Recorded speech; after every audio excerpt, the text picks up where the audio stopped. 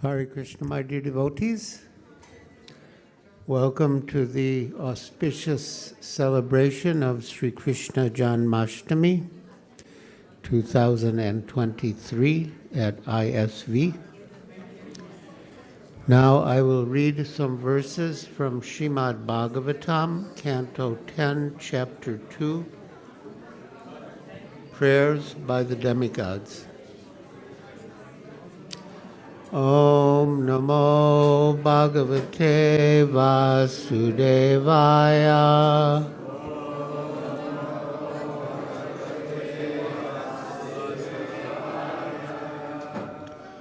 Om Namo Bhagavate Vasudevaya.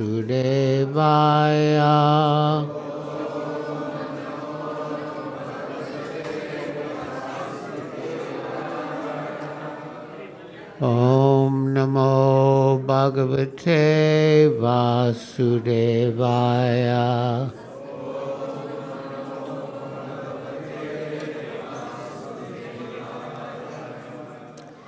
Text 16. Bhagavan api vishvatma bhaktanam abhyadankara avivesham sabhagena mana anakadundube. Translation. Thus the Supreme Personality of Godhead, who is the super soul of all living entities, and who vanquishes all the fear of his devotees, entered the mind of Vasudeva in full opulence. Purport by Srila Prabhupada. The word Vishvatma refers to one who is situated in everyone's heart. Ishvara sarva bhutanam hridesha arjuna tishtati. Another meaning of Vishvatma is the only lovable object for everyone. Because of forgetfulness of this object, people are suffering in this material world. But if one can fortunately revive his old consciousness of loving Krishna and connects with Vishvatma, one becomes perfect. The Lord is described in the third canto, 3-15, as follows. Para varesho mahad amsa yukto hiyajopi jata bhagavan. Although unborn, the Lord, the Master of everything, appears like a child, a born child, by entering the mind of a devotee. So listen, my dear devotees, with attention, how Krishna appears within this world. It is not by any ordinary method. The Lord is already there within the mind, and consequently it is not astonishing for him to appear as if born from a devotee's body. The word avivesha signifies that the Lord appeared within the mind of Vasudeva. There was no need for discharge of semen. That is the opinion of Sripad Sridhar Swami and Srila Vishwanath Chakravarti Thakur. In the Vaishnav Toshani, Srila Sanatan Goswami says that consciousness was awakened within the mind of Vasudeva. Srila Viraragavacharya also says that Vasudeva was one of the demigods, and that within his mind the Supreme Personality of God had appeared as an awakening of consciousness. Text 17. Sabibrat Purusham Dhamma Brajamano Yata Ravi Durasado Tidurdarsho Bhutanam Sababhavaha. While carrying the form of the Supreme Personality of Godhead within the core of his heart, Vasudeva bore the Lord's transcendentally illuminating effulgence, and thus he became as bright as the sun.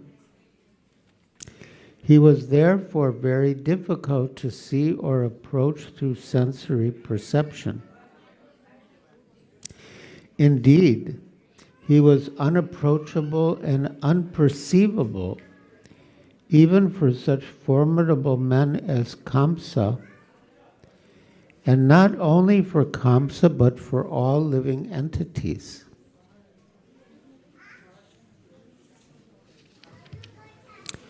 Purport. The word Dhamma is significant. Dhamma refers to the place where the Supreme Personality of Godhead resides.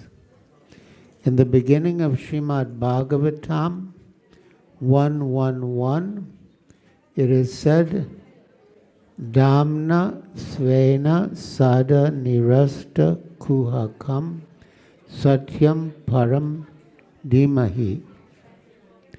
In the abode of the Supreme Personality of Godhead, there is no influence of material energy. Dhamna svena sada nirasta kuhakam. Any place where the Supreme Personality of Godhead is present, by his name, form, qualities, or paraphernalia, immediately becomes a Dhamma. For example, we speak of Vrindavan Dham, Dwarka Dham, and Mathura Dham, because in these places, the name, fame, qualities, and paraphernalia of the Supreme Godhead are always present. So in the Bhakti Rasamrita Sindhu, Srila Rupa Goswami enumerates 64 items of devotional service. And he says that out of the 64, 5 are most potent. And that by even a little association with one of the 5, if one is offenseless, one can awaken dormant love for Krishna. So what are the 5? Sadhu Sangha, Nama Kirtana, Bhagavat Shravana, Mathura Vasa, and Murti Sharanvita Sevana. Sadhu Sangha means associating with devotees, especially more advanced devotees. Nama Kirtana, chanting the holy names. Bhagavat Shravana, hearing Bhagavad Gita and Srimad Bhagavatam. Mathura Vasa, residing in Mathura. And Murti Sharanvita Sevana, worshipping the deity with faith and veneration. As far as Sadhu Sangha, which is the first item, Srila Rupa Goswami writes, Swajati ashaye snigde sadhu sangha swatovare. So Swajatiya, in a literal sense, means belonging to the same community.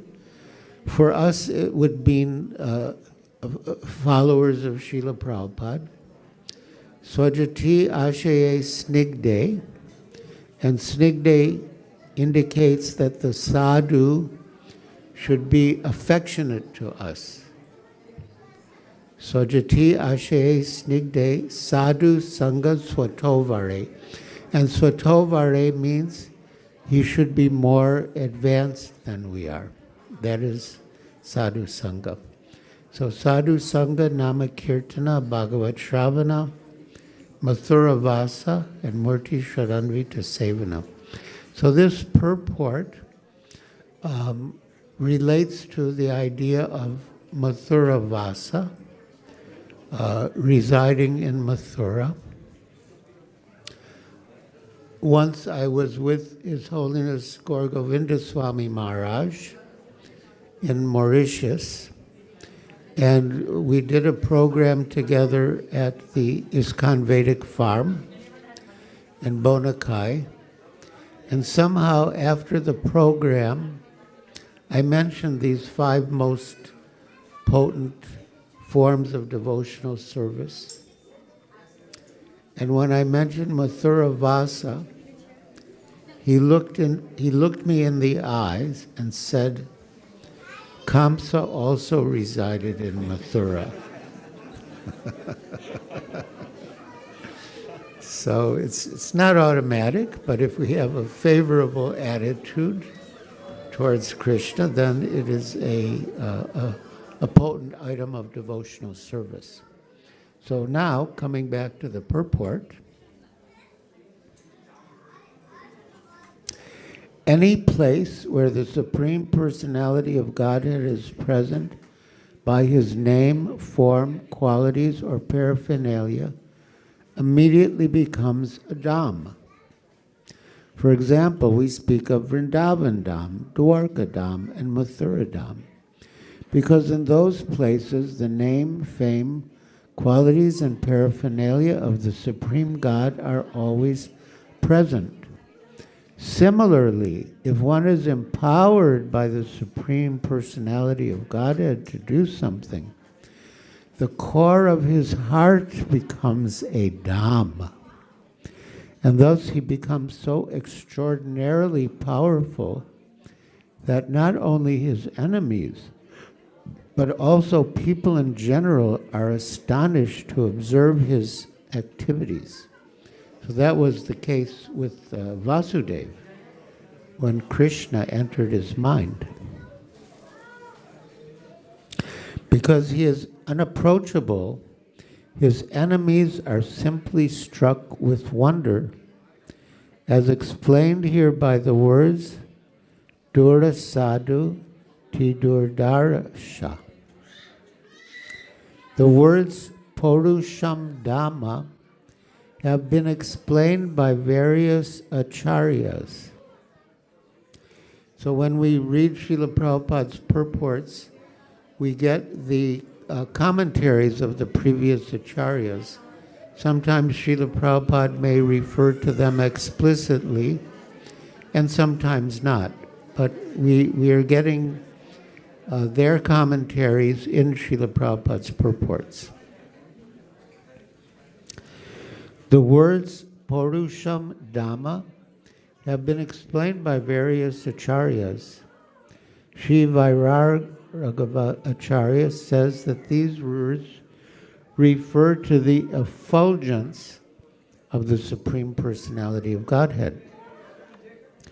Vijayadwaj says that they signify Vishnu Tejas, and Shukadev says Bhagavat Swarupa. The Vaishnav Toshani says that these words indicate the influence of the Supreme Lord's effulgence. And Vishwanath Chakravarti Thakur says that they signify the appearance of the Supreme Personality of Godhead. So these are just different perspectives on the same thing, but basically it comes to the point that Krishna entered the mind of Vasudeva. Text 18. Tato janmang, tato jagan mangalam ud achutatam sham Samahitam surasutena devi dadara sarvat makam atma bhutam kashtayatanandakaram manasta. Thereafter, accompanied by plenary expansions, the fully opulent Supreme Personality of Godhead, who is all auspicious for the entire universe, was transferred from the mind of Vasudeva to the mind of Devaki. Devaki, having thus been initiated by Vasudeva, became beautiful by carrying Lord Krishna, the original consciousness for everyone, the cause of all causes, within the core of her heart, just as the east becomes beautiful by carrying the rising moon. Purport. As indicated here by the word manasta, the Supreme Personality of Godhead was transferred from the core of Vasudeva's mind or heart to the core of the heart of Devaki. We should note carefully that the Lord was transferred to Devaki not by the ordinary way for a human being, but by diksha, initiation. Thus, the importance of initiation is mentioned here. Unless one is initiated by the right person, who always carries within his heart the Supreme Personality of Godhead, one cannot acquire the power to carry the Supreme Godhead within the core of one's own heart. So in this purport, Srila Prabhupada is saying that Krishna was transferred from the core of Vasudeva's heart to the core of Devaki's heart. And he compares this to the process of diksha, or initiation, by which the spiritual master imparts Krishna to the disciple. There was a discussion in the GBC meetings in Mayapur about the qualifications of a spiritual master. And His Holiness Gaur Govinda Swami Maharaj said he gives Krishna. And somehow the GBC members, they didn't want to write that. But Gaur Govinda Swami Maharaj kept insisting, no, you have to write that down. That's what the spiritual master does. He gives Krishna. And that is exactly what Srila Prabhupada is saying in the purport here.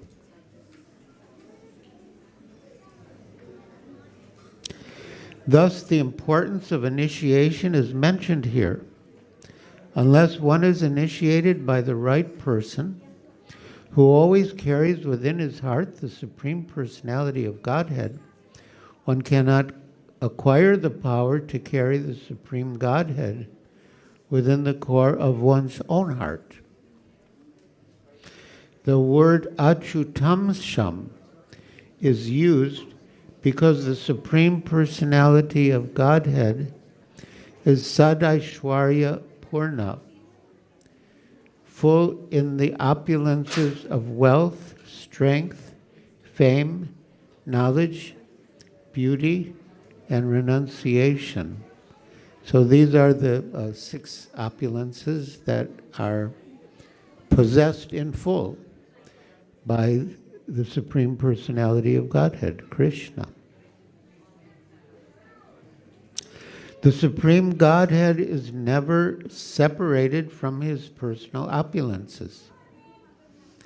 As stated in the Brahma Samhita 539, Ramadi Murti Shokalani Amena Tishtan. The Lord is always situated with all his plenary expansions, such as Rama, Nrsimha, and Varaha. Therefore, the word Achutamsam is specifically used here, signifying that the Lord is always present with his plenary expansions and opulences. So when Krishna came, all his expansions came with him. And his special feature as Krishna, the all-attractive personality of Godhead, was meant mainly to please his devotees. And the Vishnu portion within Krishna was the one who killed the demons.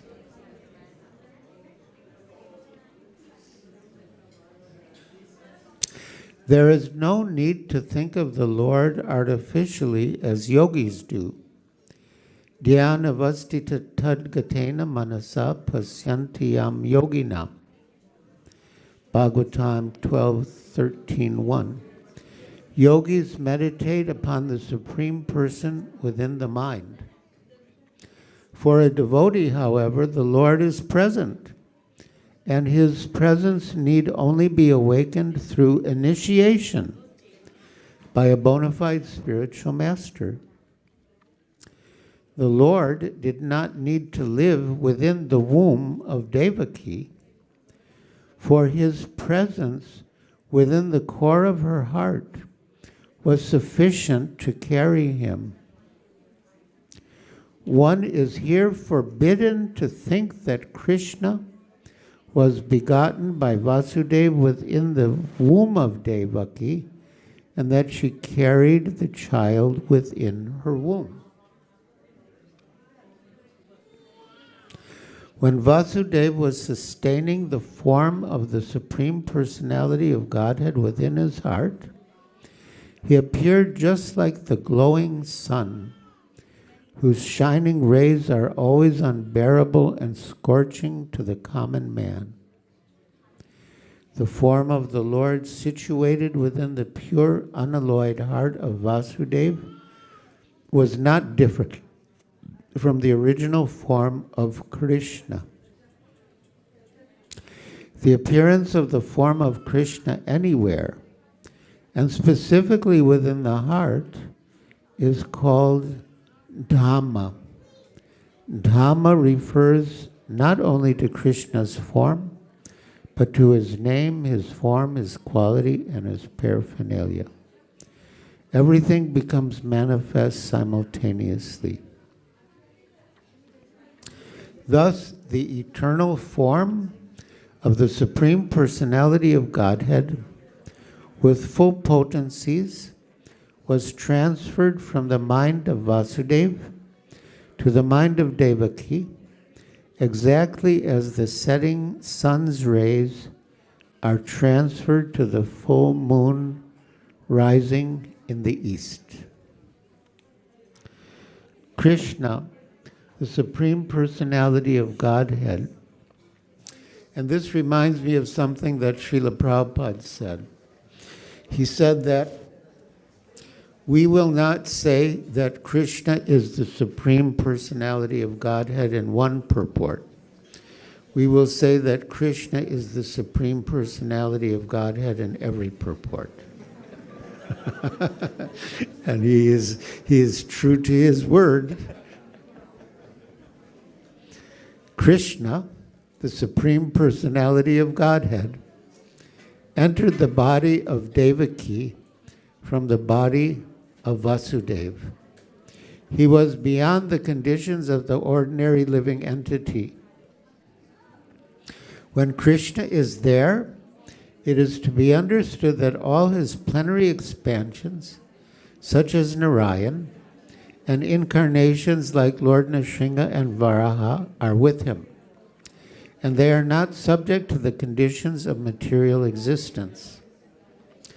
In this way, Devaki became the residence of the Supreme Personality of Godhead, who is one without a second and the cause of all causes. Devaki became the residence of the Absolute Truth. But because she was within the house of Kamsa, she looked just like a suppressed fire or like misused education. When fire is covered by the walls of a pot or is kept in a jug, the illuminating rays of the fire cannot be very much appreciated. Similarly, misused knowledge, which does not benefit the people in general, is not very much appreciated.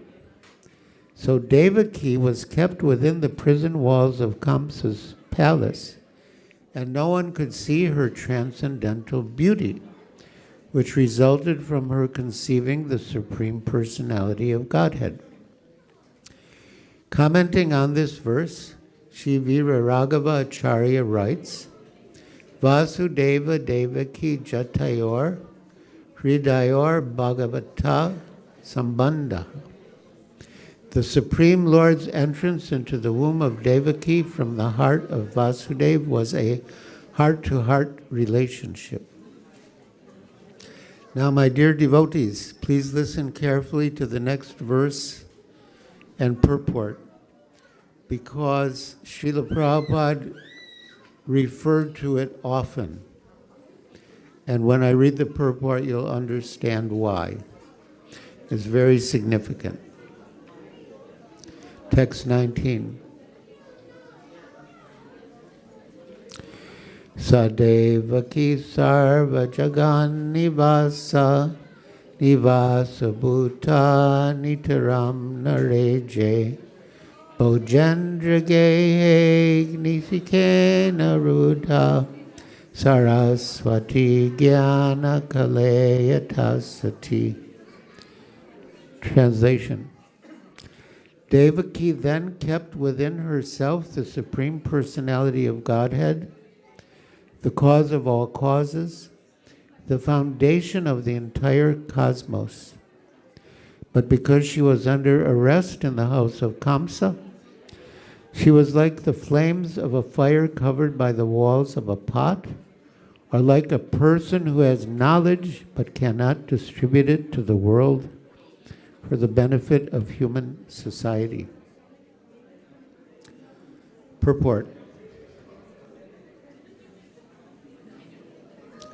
In this verse, the word jnana kala is most significant. Knowledge is meant for distribution. Actually, Srila Prabhupada said, if you have knowledge and you don't share it with others, you become envious. So, knowledge is meant for distribution. Although there is already much scientific knowledge, whenever scientists or philosophers awaken to a particular type of knowledge, they try to distribute it throughout the world, for otherwise the knowledge gradually dries up and no one benefits from it. India has the knowledge of Bhagavad Gita, but unfortunately, for some reason or others, this sublime knowledge of the science of God was not distributed throughout the world, although it is meant for all of human society. Therefore, Krishna himself appeared as Sri Chaitanya Mahaprabhu and ordered all Indians. How many of you are Indians? A lot.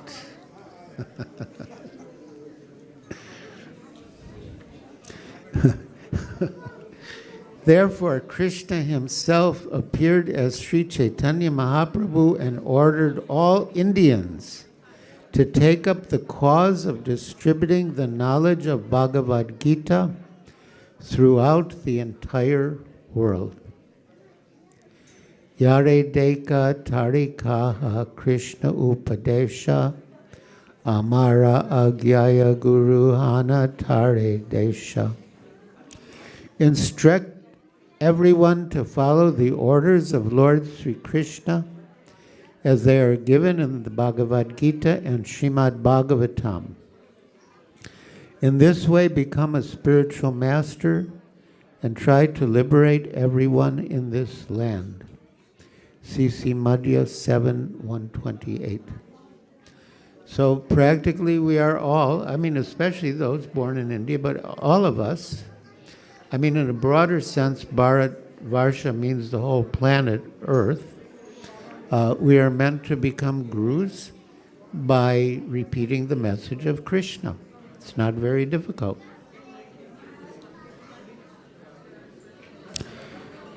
Quote, instruct everyone to follow the orders of Lord Sri Krishna as they are given in Bhagavad Gita and Srimad Bhagavatam. In this way, become a spiritual master and try to liberate everyone in this land. End quote. Although India has the sublime knowledge of Bhagavad Gita, Indians have not done their proper duty of distributing it. Now, therefore, the Krishna consciousness movement has been set up to distribute this knowledge as it is, without distortion. Although previously there were attempts to distribute the knowledge of Bhagavad Gita, these attempts involved distortion and compromise with mundane knowledge. But now the Krishna consciousness movement, without mundane compromise, is distributing Bhagavad Gita as it is, and people are deriving the benefits of awakening to Krishna consciousness and becoming devotees of Lord Krishna. Yes, the whole purpose of the Bhagavad Gita is that one should become a devotee of Krishna. And although there were many editions of the Bhagavad Gita in English before Srila Prabhupada's Bhagavad Gita as it is, not a single person became a devotee of Krishna by reading those other translations. But when Srila Prabhupada presented Bhagavad Gita as it is, so many people became devotees. And that is the mercy and the potency of Srila Prabhupada and his Bhagavad Gita as it is, and all of his books, but specifically we're discussing here Bhagavad Gita.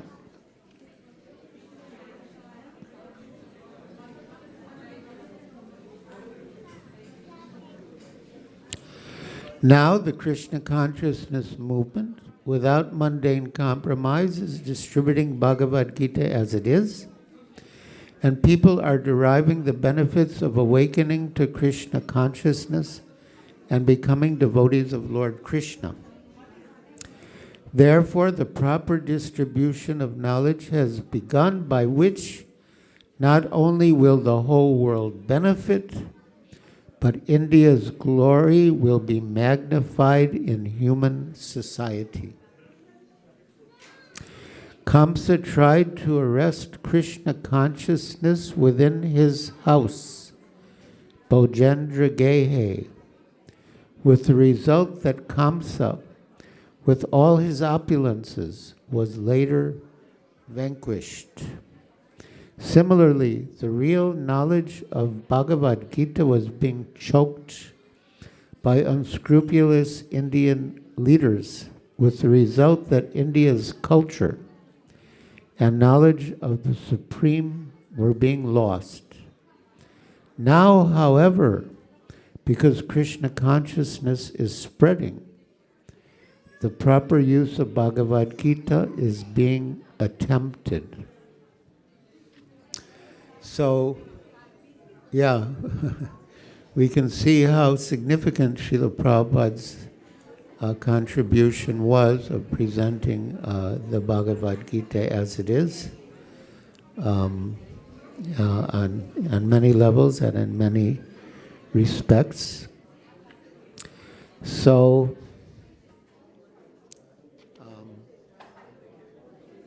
anyway, I think we'll stop here. We will no doubt be reading more. We still have a number of hours before midnight. But one thing I thought of, which is not directly related to Krishna, but recently we celebrated the appearance day of Lord Balaram, who appeared 15 days before Krishna, Balaram Purnima. And so one year at the Ardha Kumbha Mela in Allahabad, there was a dispute between two of Srila Prabhupada's disciples, Madhuvisa Prabhu and Yamuna Devi.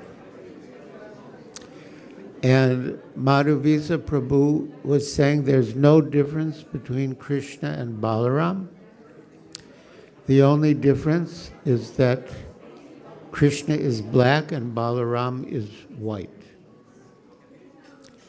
And Yamuna Devi said, no, there is another difference because Krishna is the only enjoyer of Srimati Radharani. So Tamal Krishna Goswami brought the dispute to Srila Prabhupada. And he said, Madhuvisa Prabhu says that there's no difference between Krishna and Balaram. The only difference is that Krishna is black and Balaram is white. And Srila Prabhupada said, yes, he is right.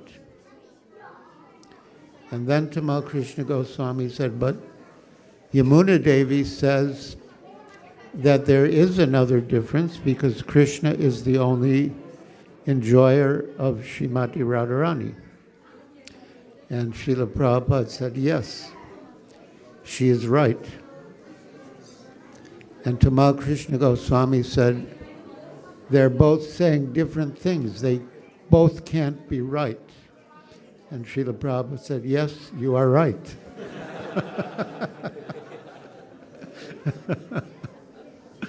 So then Tamal Krishna Goswami said, well, then who is right?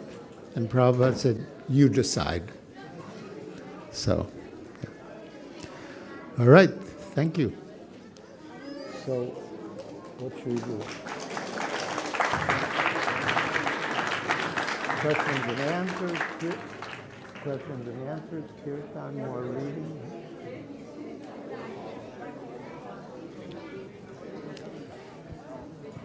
Shanti, shanti, shanti.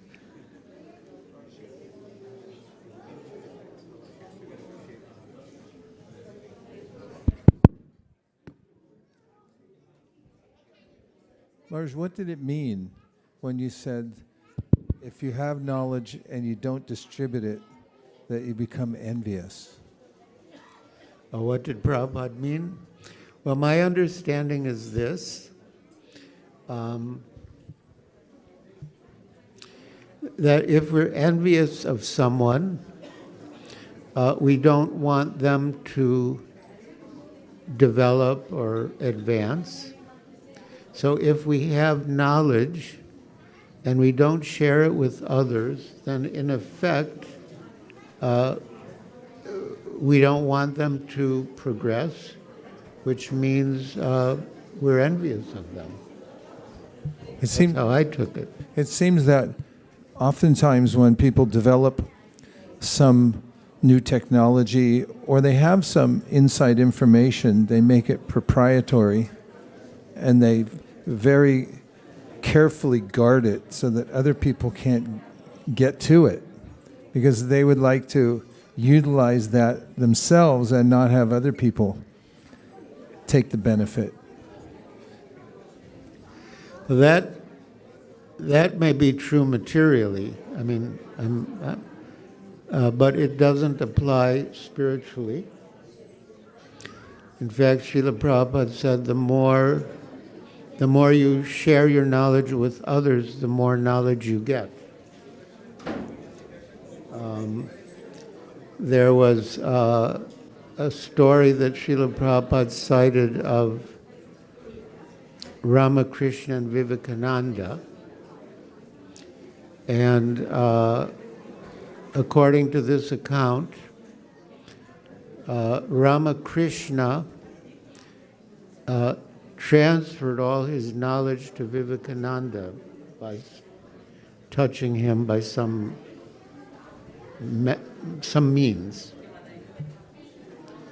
And when Vivekananda opened his eyes, he saw that Ramakrishna was crying. So he asked him, "My dear master, why are you crying?" And Ramakrishna replied, "Because now I've transferred all my knowledge to you, and now I don't have any left." So Srila Prabhupada said this is a material conception of transcendental knowledge. The actuality is that when you give transcendental knowledge to others, you get more transcendental knowledge yourself. One time, Raja Bihari Prabhu said, "You never lose credit by giving credit where credit is due." Nice. Sometimes people take ideas and then they present them as their own without referring back to the previous acharyas, but it seems that it's the prerogative, the motive of great teachers that they always give credit to the previous acharyas, as Sri Chaitanya Mahaprabhu did when he told Vallabhacharya that Sridhar Swami is our protector. Yeah. Yeah, perfect. That's another thing Srila Prabhupada said, if you don't give credit where credit is due, you become envious. Become what? Envious. Radhanath Swami said, if you take credit for something that you didn't do, then later on you'll get blamed for something you didn't do. That will become your karma. Okay, keep that in mind. Maharaj, could you say a little bit more about the 5 most potent forms of devotional service? Yeah. So, as I mentioned, Sadhu Sangha, Nama Kirtana, Bhagavat Shravanam, Mathura Vasa, and Murti Sharanvita Sevana. So we discussed Sadhu Sangha, then Nama Kirtana, chanting the holy names of the Lord, and that can be done in the form of japa or in the form of Sankirtan. And there's one very important principle in Vaidhi Sadhana Bhakti, which is to always remember Krishna and never forget him. So this verse, Smartavya Satatam Vishnu Vismartavya Najatu Chit. This appears in, it's quoted in Chaitanya Charitamrita. And the idea is this, that, always remember Krishna and never forget him. And all the positive injunctions in the scriptures are just servants of the one positive injunction to always remember Krishna. And all the negative prohibitions in the scripture are just servants of the one negative prohibition, to never forget Krishna. So in the purport, Srila Prabhupada says that there are many activities in the Krishna consciousness movement, such as distributing books and enrolling life members. And in all of these activities, we are meant to remember Krishna. Those activities are meant to help us to remember Krishna. But then he says that to be able to always remember Krishna and never forget him, one must chant minimum 16 rounds daily. And Srila Prabhupada writes, of all the instructions of the spiritual master, the instruction to chant minimum 16 rounds daily is most essential. So we should pay heed to that instruction. So, yeah. So that's a bit of an elaboration of Nama Kirtana. So Sadhu Sangha Nama Kirtana, Bhagavat Shravana, hearing Bhagavad Gita and Srimad Bhagavatam. And yeah, we should read Srila Prabhupada's books daily. His Grace Vaisheshika Prabhu is a great champion of reading Srila Prabhupada's books. And so Bhagavat Shravana. But one other thing that Srila Prabhupada said is that speaking for half an hour is equal to reading for 2 hours. So speaking is very potent.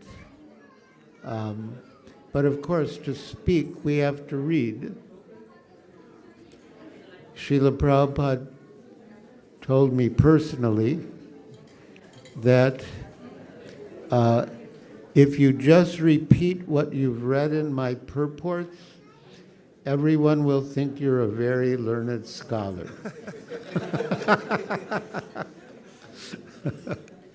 So yes. So speaking for half an hour is equal to reading for 2 hours. But to be able to speak properly, we have to read and repeat what we've read. So, Sadhu Sangha, Nama Kirtana, Bhagavat Shravana, Mathura Vasa, to reside in Mathura or Vrindavan or Mayapur, and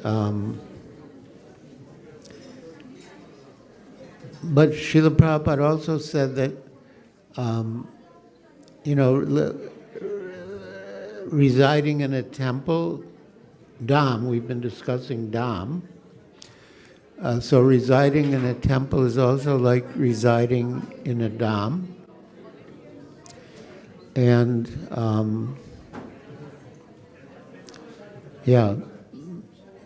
because Krishna's there, and Krishna Nam is there, Krishna Katha is there.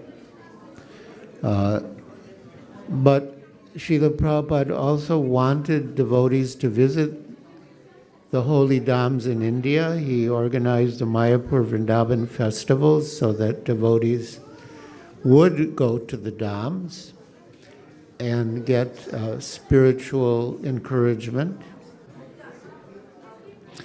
Once in Mayapur, we were walking on the rooftop of Srila Prabhupada's building, and Pancha Dravida Swami said to Srila Prabhupada that, Mayapur is so nice, I don't feel like leaving Mayapur. And Srila Prabhupada replied, you should take Mayapur all over the world. So that's also part of Dham Seva. So Sadhu Sangha, Namakirtana, Bhagavat Shravana, Mathura Vasa, and Murti Shradanvita Sevana, to serve the deity with care and veneration, is very powerful. Srila Prabhupada said that by deity worship you confirm that you are not the body. And, he said that the main considerations in deity worship are cleanliness and punctuality. Once I was in Srila Prabhupada's room in Mayapur, and a disciple came with a, I guess you could say, prototype of a book called Archana Padati, like instructions for deity worship. And Srila Prabhupada told that disciple, keep it simple, don't make it too complicated. Because in Kali Yuga, our main process is Harinam. And we should always remember that. So yeah, deity worship it's one of the 5 most potent items of devotional service. And the basic understanding is that the deity is Krishna. In Sri Chaitanya Charitamrita, Srila Krishnadas Kaviraj Goswami writes that the deity of Krishna is directly the son of Maharaj Nanda. And only fools consider him to be otherwise. And for such an offense, one will have to suffer in hell. So, yeah, the main idea in deity worship is to understand that the deity is the Lord himself, and to serve the Lord with that consciousness that the deity is the Lord. So, yeah. And there are histories of the deities speaking to the devotees. Yeah, there are many examples. Sanatana Goswami spoke with his deity. His deity complained that you're just giving me dry chapatis, you're not even giving me salt with them. And then a big barge belonging to one Mr. Kapoor was carrying salt to Mathura. And that barge became stuck in the, sand dunes. And it couldn't move. So, and the only person nearby was Sanatana Goswami. So Mr. Kapoor came up to see Sanatana Goswami. He said, "This is the problem. My barge is stuck, and I can't get it loose to move." And Sanatana Goswami said, "Well, I don't know what I can do to help you, but if you pray to my Lord, Madan Mohan, he might help you." So he prayed to Madan Mohan, and the barge got loose, and Mr. Kapoor felt so indebted to Sanatana Goswami and Madan Mohan that he wanted to do some service. And Sanatana Goswami told him to, could build a temple for Madan Mohan, which that beautiful temple is still there. So, but that's one example of the Lord speaking to a devotee, the deity speaking to a devotee. There's also the story of Sakshi Gopal. It's a wonderful story, but for the sake of time, I won't tell the whole story. But basically, a young Brahmin accompanied an older Brahmin on pilgrimage to Vrindavan. And in Vrindavan, the older Brahmin felt so obliged and indebted to the younger Brahmin that he said, I want to reward you and I want to give you my daughter in marriage. But the young Brahmin was poor, and the older Brahmin was, affluent and aristocratic. So the young Brahmin said, you may want to do that, but I don't think your family members will agree.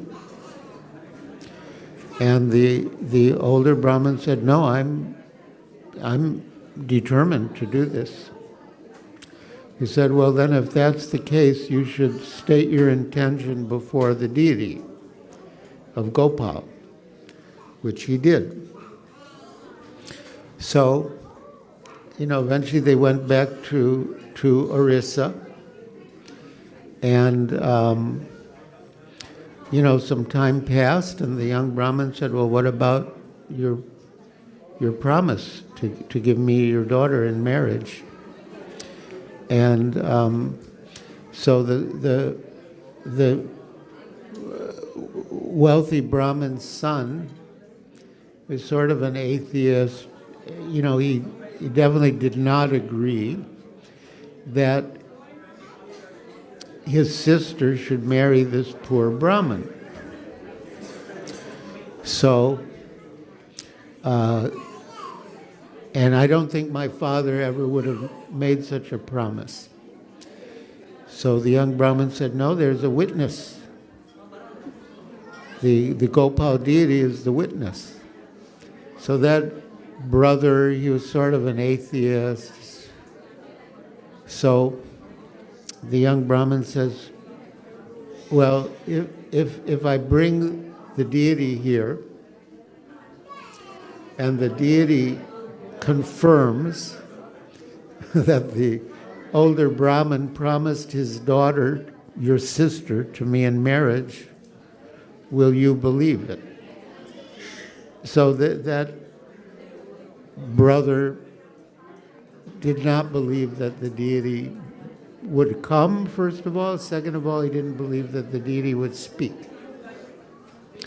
So they went back to Vrindavan, and the deity walked all the way from Vrindavan to Orissa to give testimony.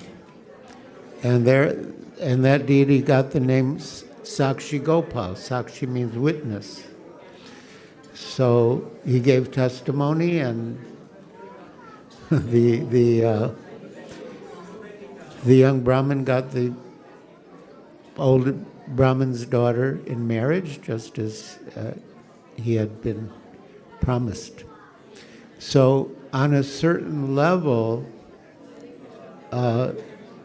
devotees can speak to the deity. The deity will speak to the devotee.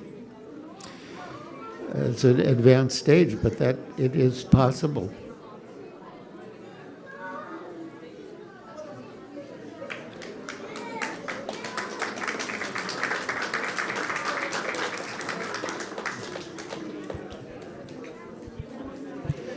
And Srila Prabhupada related, his Western world headquarters was Los Angeles, New Dwarka. And I guess you could say there were some difficulties in the society. And Srila Prabhupada left New Dwarka, and he went to India, and eventually he established the Krishna Balaram temple in Vrindavan. And he commented that that he was sad that he had to leave New Dwarka. But Rukmini Dwarkadish told him that he should go to Vrindavan and they'll give him a better temple. And Srila Prabhupada said, yes, it happened like that. They sent me here and they gave me a better temple. So, Srila Prabhupada ki jai. So we continue reading from Srimad Bhagavatam, Canto 10, Chapter 2, Prayers by the Demigods. And we're getting closer now to the appearance of Lord Krishna. So, the mother of Lord Krishna, Devaki, was the sister of Kamsa, who was a cruel demon. And at the time of Devaki's marriage to Vasudeva, Kamsa, as her affectionate brother, took the reins of the chariot and was driving her and Vasudeva. And then he heard a voice from the sky, Akashvani, that said, Kamsa, you are driving the chariot of your sister, but you are such a fool. You don't know that the 8th son of your sister will kill you. So Kamsa was so shameless and cruel, he was ready to kill Devaki on the spot, his own sister, on the occasion of her marriage. And her husband, Vasudeva, thought, let me save Devaki. So he told Kamsa that actually you have nothing to fear from Devaki. It's only her 8th child that is destined to kill you. So don't take any action against Devaki. And then he promised that he would deliver all of her children into the hands of Kamsa so he could take necessary action. And Kamsa knew that Vasudeva was a man of his word, and so he agreed. And in due course, Devaki gave birth to 6 sons, and Vasudeva, true to his word, delivered them into the hands of Kamsa, and Kamsa mercilessly killed all 6 of them. Then the 7th was Balarama, and Krishna arranged through Yogamaya that Balarama should be transferred to the womb of Rohini in Vrindavan. Rohini was wife of Vasudeva, but she was taken shelter of Nanda Maharaj in Vrindavan. So it appeared that Devaki had a miscarriage, that her 7th pregnancy was a miscarriage, because that child, Balarama, was transferred from the womb of Devaki to the womb of Rohini. So now we're coming to the 8th child, who is predicted to kill Kamsa. So,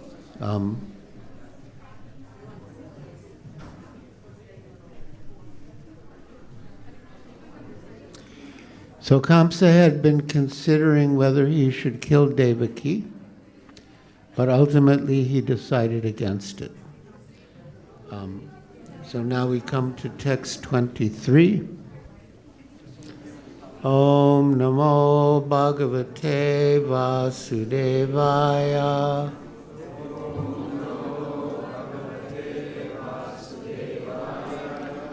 Om Namo Bhagavate Vasudevaya.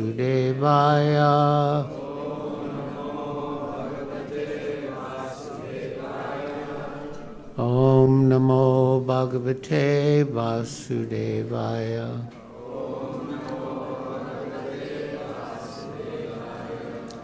Again, Srimad Bhagavatam, Canto 10, Chapter 2, Prayers by the Demigods, Text 23. Translation. Shukadev Goswami said, deliberating in this way, Kamsa, although determined to continue his enmity toward the Supreme Personality of Godhead, refrained from the vicious killing of his sister.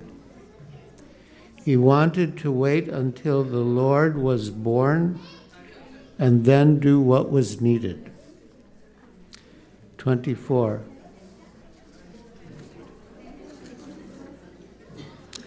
Ashinam samstishtan punjana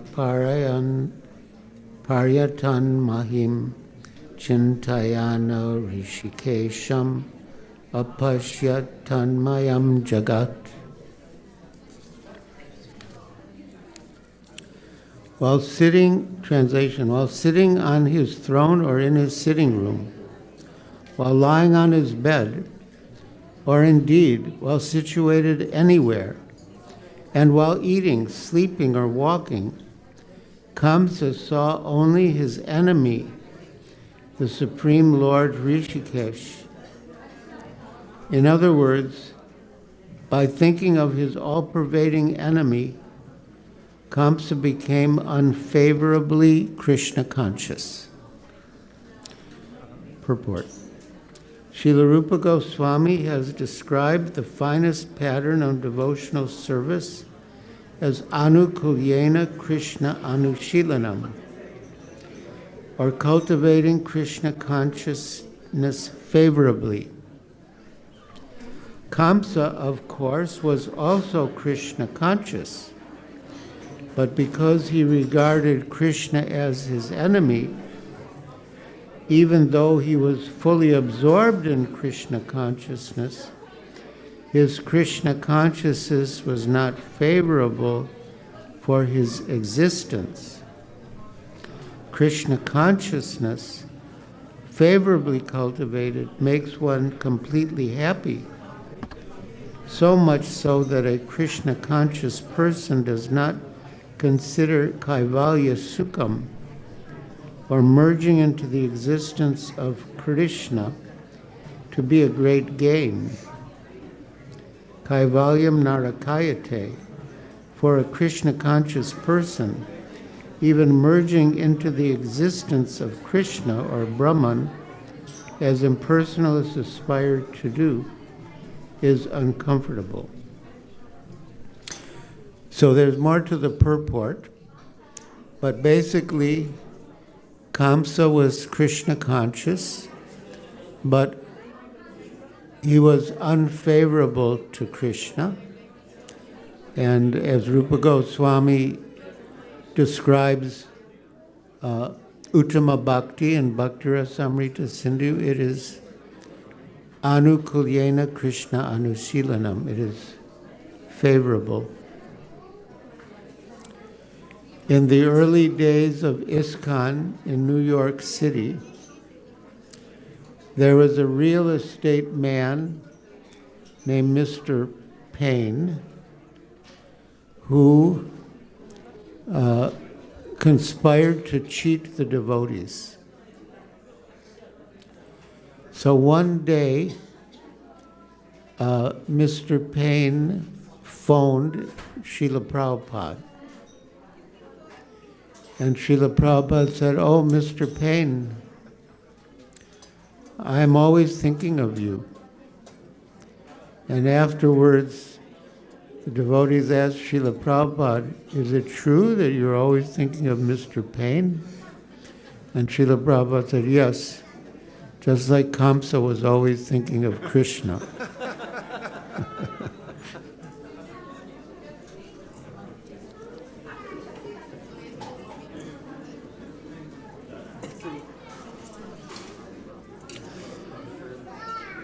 Karmis, so this part is a paraphrase of a verse by Prabodhananda Saraswati, Srila Prabodhananda Saraswati.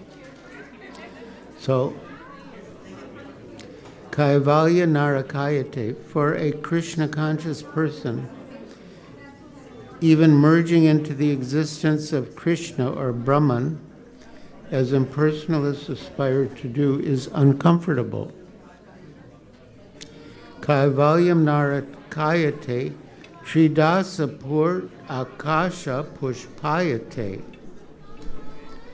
Karmis hanker to be promoted to the heavenly planets, but a Krishna conscious person considers such promotion a will o' the wisp, good for nothing. Durdantendriya Kalasarpa Patale Propatale Damstrayate. Yogis try to control their senses and thus become happy. But a Krishna conscious person neglects the methods of yoga. He is unconcerned with the greatest of enemies, the senses, which are compared to snakes. For a Krishna conscious person who is cultivating Krishna consciousness favorably, the happiness conceived by the karmis, jnanis, and yogis is treated as less than a fig. Kamsa, however, because of cultivating Krishna consciousness in a different way, that is, inimically, was uncomfortable in all the affairs of his life, whether sitting, sleeping, walking, or eating. He was always in danger. So he was Krishna conscious, but unfavorably Krishna conscious. But he was completely absorbed in Krishna, but he was thinking of Krishna as his enemy. This is the difference between a devotee and a non-devotee. A non-devotee or atheist also cultivates God consciousness by trying to avoid God in everything. For example, so-called scientists who want to create life by a combination of chemicals regard the external material elements as supreme. Such scientists do not like the idea that life is part and parcel of the Supreme Lord. So, there was a meeting of scientists in Bombay, and in the meeting, one of the scientists declared that they don't know how life has come into being, but whatever it is, they will not consider God as the cause. And I mentioned this to Srila Prabhupada on a morning walk on Juhu Beach. And, there, it's a prejudice. Scientists are supposed to be objective, but if the objective evidence points to the existence of God, they already have a preconceived notion that they will not accept it, which is very unscientific. So, anyway.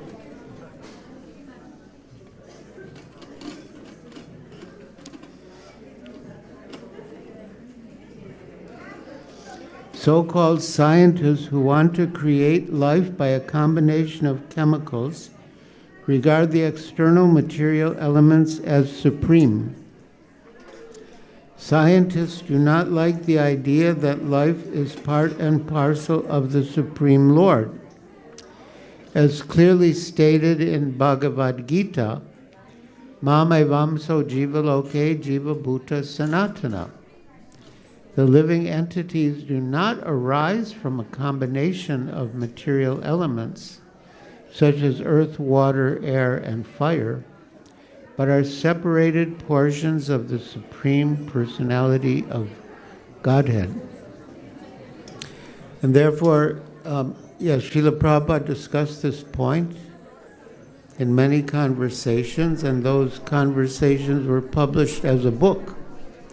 Life comes from life. Life does not come from matter. Life comes from life. Life comes from the supreme life, Krishna.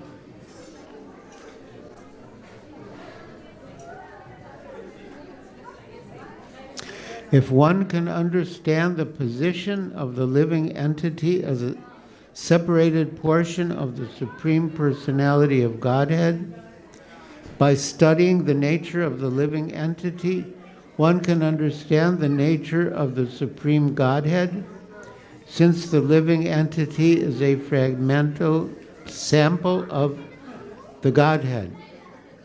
This is a very important point. By understanding the individual soul, one can understand the Supreme Soul, because the individual soul has the same qualities as the Supreme Soul, though in less quantity. But the quality is the same. Like a drop of water from the ocean has the same qualities as the ocean, but in smaller quantity.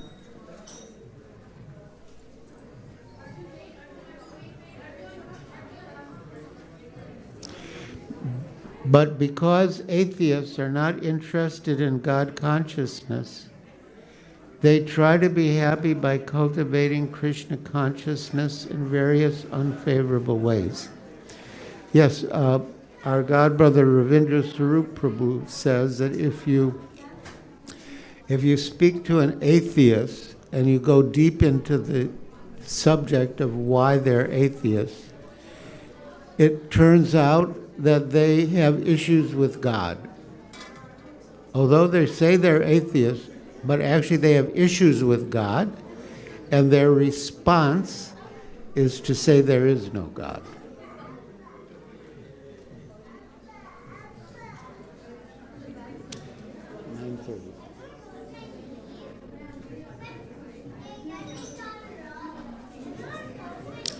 Although Kamsa was always absorbed in thoughts of Hari, the Supreme Personality of Godhead, he was not happy. A devotee, however, whether sitting on a throne or beneath a tree, is always happy. Srila Rupa Goswami resigned from office as a government minister to sit beneath a tree, yet he was happy. And Srila Prabhupada was like that too. We were,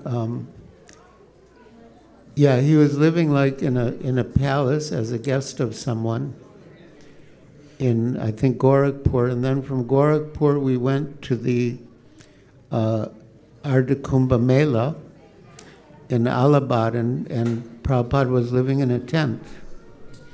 And he said, for us, it doesn't matter if we're living in a palace or in a tent. We can be happy anywhere because of Krishna consciousness.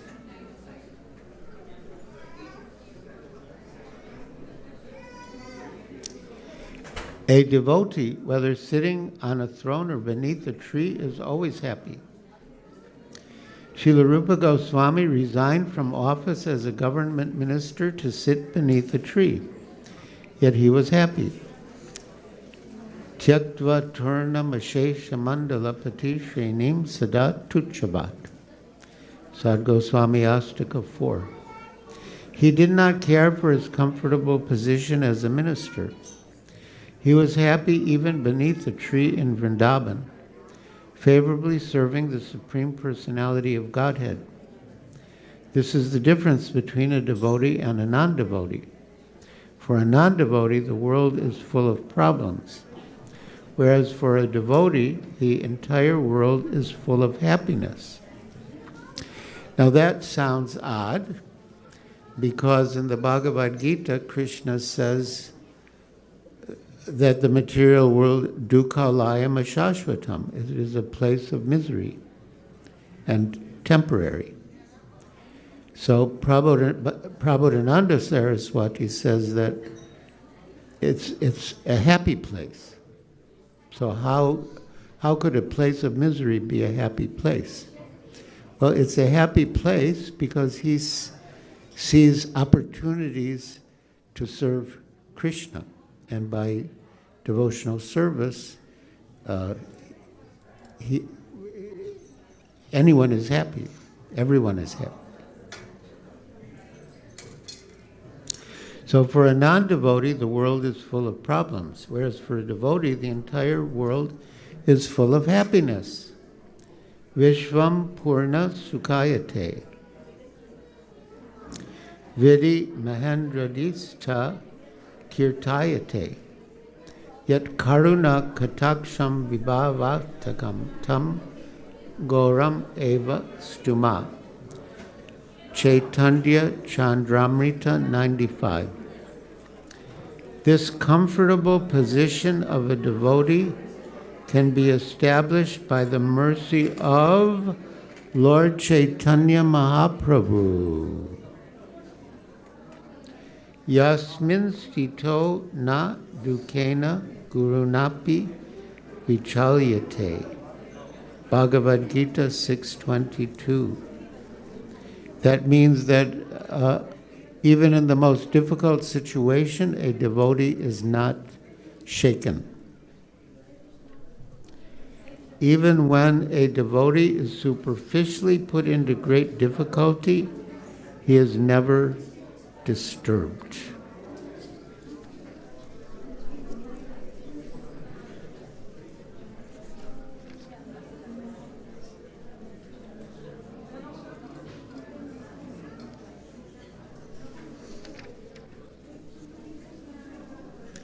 So then it describes the prayers of the demigods.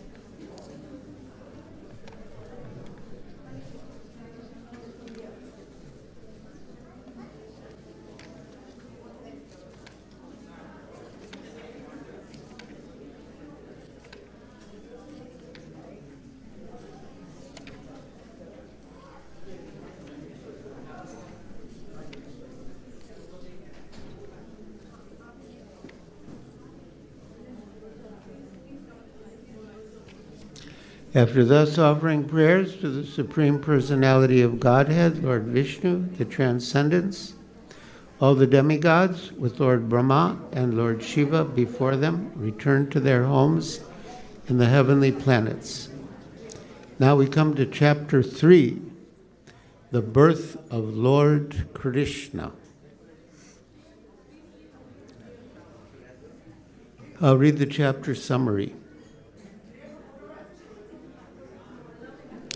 As described in this chapter, the Supreme Personality of Godhead, Krishna, Hari in his original form, appeared as Vishnu so that his father and mother could understand that their son was the Supreme Personality of Godhead.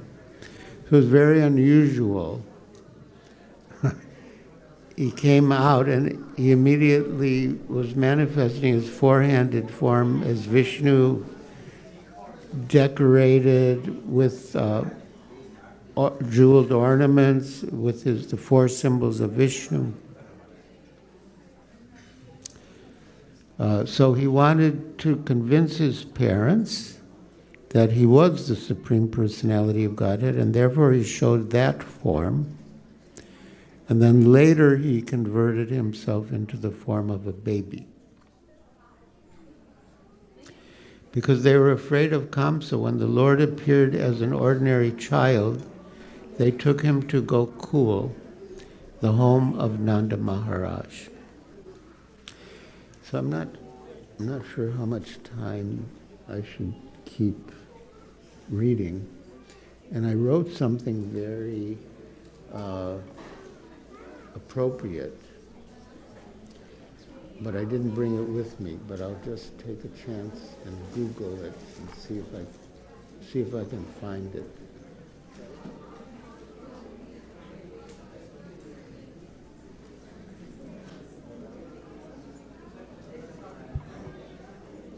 Giriraj Maharaj wrote something that he'd write to read to all of us. And right now, he's doing what many of us do throughout the day, is looking for where it is. At least I'm always looking for something online, on my phone, elsewhere.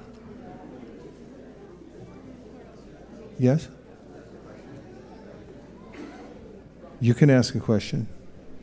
Go ahead. In the purport we were reading, it said that we can understand the Supreme Lord through his fragmented parts and parcels, which is us, and that one can see the qualities of the Lord in us, but aren't we, as living entities, don't we have flaws and don't we make mistakes? And the Supreme Lord is beyond that. What do we recognize in another living entity that the Supreme Lord also has? Sure. Well, the Vedas say, asango hyayam purushaha. Actually, the soul never has any contact with the material nature. There's a sense that we do, because just as when one's involved in a dream, we see that we're being perhaps chased by a tiger, and we go through the symptoms of fear, running from the tiger. But when we wake up, we see that actually we had no real connection with the tiger. It was a phantom. Narada Muni, when he's describing his enlightenment after coming in contact with the great sadhus that stayed at his mother's home for 2 seasons, says when he realized his spiritual position, he says that he could see that the Lord and I are both transcendental. There is a difference in that Krishna says in the Gita, Mamai Vamsho Jiva Loke Jiva Bhuta Sanatana. Both eternal, but the living entity being small as the part and not the whole has the possibility of coming under control of the illusory energy. However, he never really mixes with it. So the Upanishads give these types of examples, like unto the sun as am I, we know from the Sri Upanishad, in the sense of taking a look in the world and seeing what is the most amazing part of it. And the first place one might notice that is in oneself. As Krishna says in the Bhagavad Gita, about the self, or the soul, ascharyavat pashyati kashyanenam ascharyavat vadati tataiva chanyaha, that it's amazing. Ascharyavat means it's the most amazing show on earth. Everyone's looking externally, but they forget to look inside themselves. However, a self-realized person, or a person is cultivating higher consciousness, Krishna describes prajahati yada kaman sarvan partamanogatan atmanyeva manatushta stita pragnasta dochite.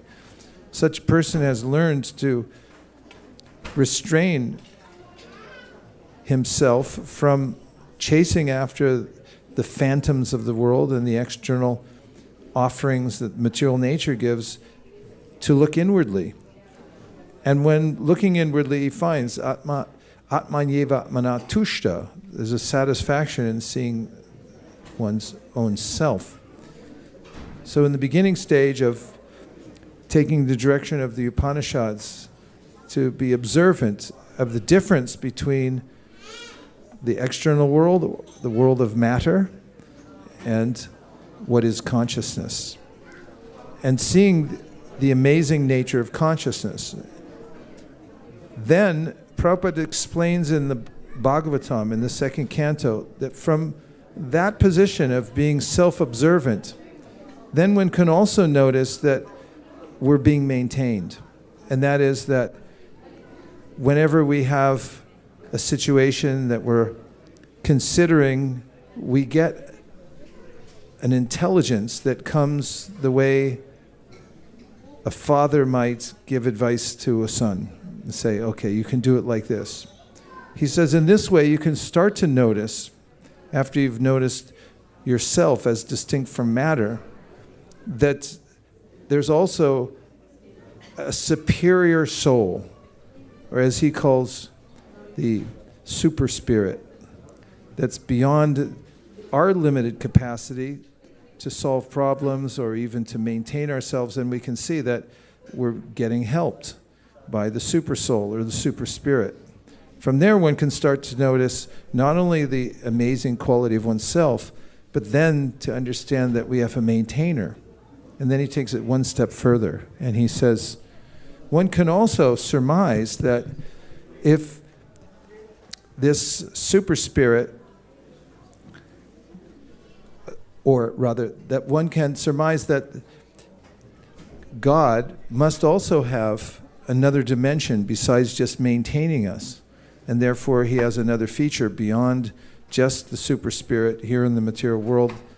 And that leads to a conception of, or asking the same question Uttara asked, like, where is that realm where God has his own life and his own interaction on a different level than just maintenance in the material world? So there's a progression of thought that's brought out through the Upanishads, in the Bhagavad Gita, and then the Srimad Bhagavatam, that takes us step by step to notice the amazing feature of consciousness, of our own consciousness, then realizing the presence of the supreme consciousness, and then realizing the ultimate feature of the supreme consciousness, which is Bhagavan in the spiritual world.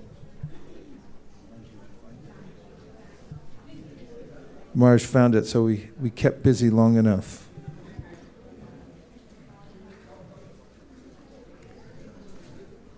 So, my dear devotees, I mentioned this earlier, that it's sort of a secret fact that Mother Yashoda gave birth to twins, to Krishna, the original personality of Godhead, and to the girl.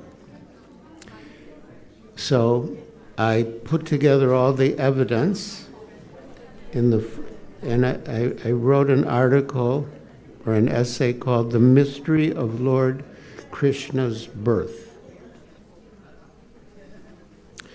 Many residents of Mathura believe that Lord Krishna appeared in Mathura. But the residents of Vrindavan know that he was born in Vraja, in Gokul. Yet Srimad Bhagavatam states that Lord Krishna appeared in the prison house of Kamsa in Mathura as the son of Vasudeva and Devaki, and thereafter was carried by Vasudeva to Gokul to be taken as their son by Nanda and Yashoda, in exchange for Yashoda's newborn daughter, Yogamaya. So how to solve this mystery? Let us turn to Srimad Bhagavatam and look more closely. At the beginning of Canto 10, Chapter 5, we find Nandas Twatmaja Utpane Jatalado Mahamana. When Lord Sri Krishna appeared as his son, Nanda Maharaj was overwhelmed with jubilation. And Ayuha Vipran Vedajan Snata Suchir Alankrita Vachayid Va Swastyayam Jata Karmat Majayasvai. Then Nanda Maharaj arranged to have the Vedic birth ceremony, Jata Karma, celebrated for his newborn child. That's Srimad Bhagavatam 10, 5, 1 and 2. Then in the purport, Srila Prabhupada writes, the Jata Karma ceremony can take place when the umbilical cord connecting the child and the placenta is cut. However, since Krishna was brought by Vasudeva to the house of Nanda Maharaj, where was the chance for this to happen? Here, Srila Vishwanath Chakravarti Thakur and other authorities cite evidence from various shastras that Krishna actually took birth as the son of Yashoda before the birth of Yogamaya, who is therefore described as the Lord's younger sister. Bhagavatam 10, 5, 1 and 2 purport. Yogamaya is described as Adrishya Tanuja Vishnu, the younger sister of Lord Vishnu. That's Bhagavatam 10, 4, 9. As Yogamaya was born from Yashoda in Vraja, so Lord Krishna must have been too. Therefore, Srila Prabhupada comments that, quote, when Vishnu or Krishna took birth from Devaki in Mathura, he must have simultaneously taken birth from Yashoda in Vraja also. Otherwise, how could Yoga Maya have been Anuja, the Lord's younger sister? Srila Prabhupada writes further, Srila Vishwanath Chakravarti Thakur discusses that Krishna appeared simultaneously as the son of Devaki and as the son of Yashoda, along with the spiritual energy Yogamaya. As the son of Devaki, he first appeared as Vishnu, and because Vasudeva was not in the position of pure affection for Krishna, Vasudeva worshipped his son as Lord Vishnu. Yashoda, however, pleased her son Krishna without understanding his godhood. This is the difference between Krishna as the son of Yashoda and as the son of Devaki.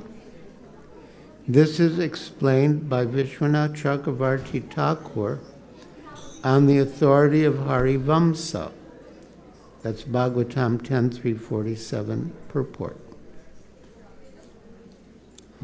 The Vishnu who appeared in Mathura is Vasudeva Krishna, fully grown with 4 hands and long hair and many ornaments and symbols of Vishnu. The Krishna who took birth in Vraja is the original Krishna with 2 hands. when Vasudeva and Devaki prayed to Vishnu as the Supreme Personality of Godhead to become like a human baby, and Vasudeva carried him across the Yamuna River to Vrindavan, the original Krishna absorbed the Vasudeva Krishna into himself.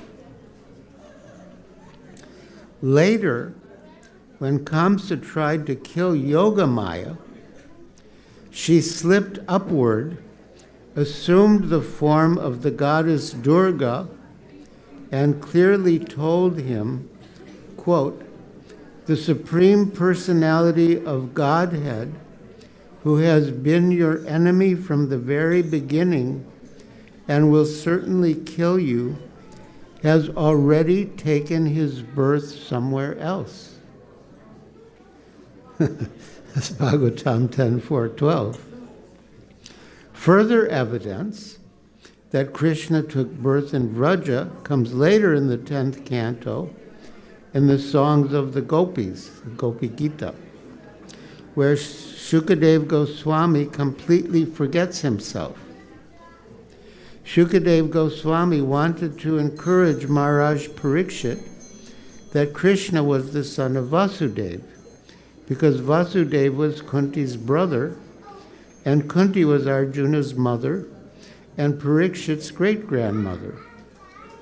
Thus, to please Maharaj Parikshit, Sukadeva Goswami tried to suppress the fact that Krishna actually took birth as the son of Yashoda in Vraja. But in the ecstasy of the gopis' separation from Krishna, he forgot himself and cried, "Jayati te dikam janmana vraja." O beloved Krishna, your birth in the land of Vraja has made it exceedingly glorious. And thus Indira, the goddess of fortune, always resides here. It is only for your sake that we, your devoted servants, maintain our lives. We have been searching everywhere for you, so please show yourself to us. That's Bhagavatam 10:31-1. Thus the truth came out. By closely studying the texts of Srimad Bhagavatam, under the guidance of Srila Prabhupada and other acharyas, the mystery is solved. Lord Brahma, the first guru in our disciplic succession, confirms what the other authorities have stated in his prayers to Lord Krishna. He addressed him as the son of the king of the cowherds, Pashupangajaya, the son of Maharaj Nanda. Quote, "O son of the king of the cowherds." He's confirming that he was the son of Nanda Maharaj, not Vasudeva. "O son of the king of the cowherds, your transcendental body is dark blue like a new cloud. Your garment is brilliant like lightning, and the beauty of your face is enhanced by your gunja earrings and the peacock feather on your head." Srimad Bhagavatam 10:14-1. Similarly, and you know this, but you might not have thought of it in this way. Similarly, Sri Chaitanya Mahaprabhu in his Shikshastaka 5 also addresses Krishna as the son of Maharaj Nanda. He refers to Krishna as Nanda Tanuja, born, Ja, from the body, Tanu, of Nanda, as he prays, "O my Lord, O son of Maharaj Nanda, Krishna, I am your eternal servant." At the end of the last chapter of the 10th canto, Shukadeva Goswami refers to Krishna as Devaki Janmovada, quote, known as the son of Devaki, end quote.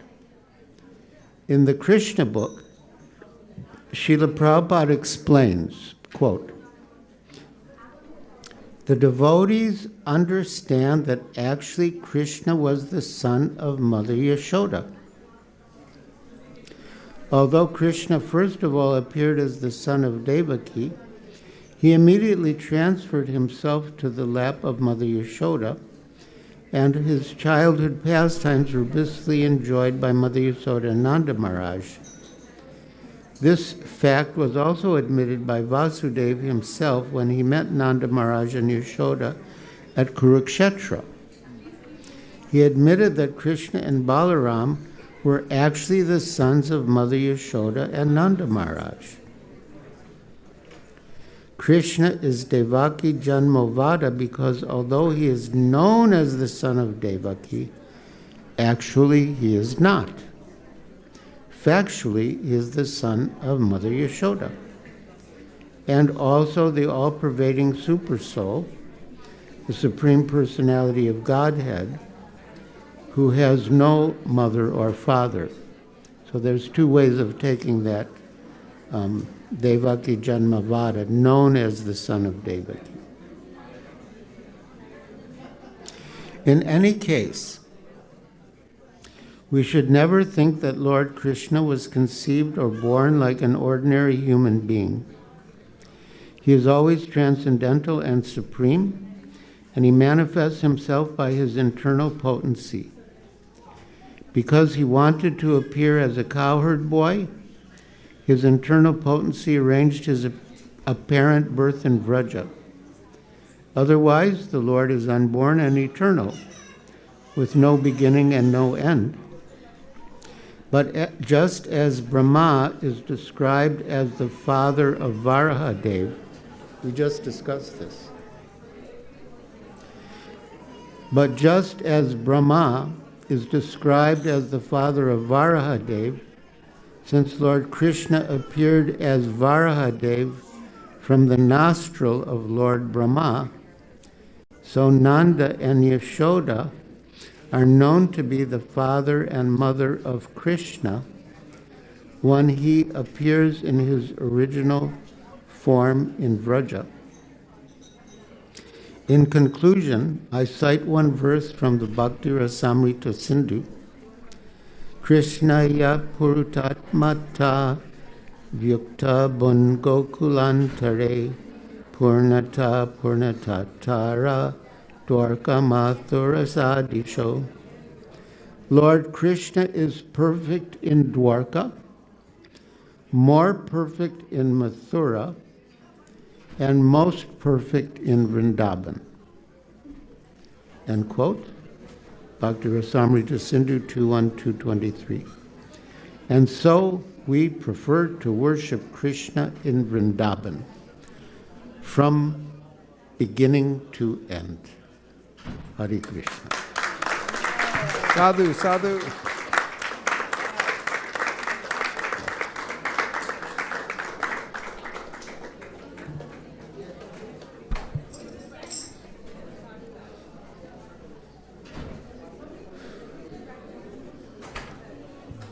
Hare Krishna Maharaj, thank you so much for providing all the evidences. I was thinking in my heart of asking this question, and before I could ask the question, you already provided the references. I still have a question, a follow-up to that. Why is this hidden? Why is this not overtly expressed in the Srimad Bhagavatam?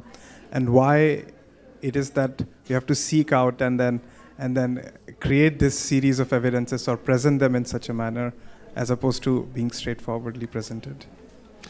Yes. Srimad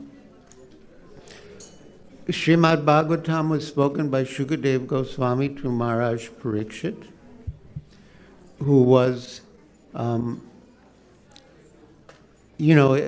Kshatriya and was Arjuna's grandson. So Shukadeva Goswami wanted to encourage Maharaj Parikshit by emphasizing Krishna's connection with the royal line of Vasudeva and Devaki and Mathura. So that's why he didn't emphasize the actual fact that he was born to Nanda and Yashoda in Vrindavan. Thank you so much, Maharaj. One last question. You mentioned the five processes of bhakti that Rupa Goswami talks about, specifically out of the 64. And he refers it to as Mathura Vas, not as Dham Vas. Is there a reason why he uses Mathura Vas instead of Dham Vas? Well, Mathura, of course, the Mathura district includes Vrindavan.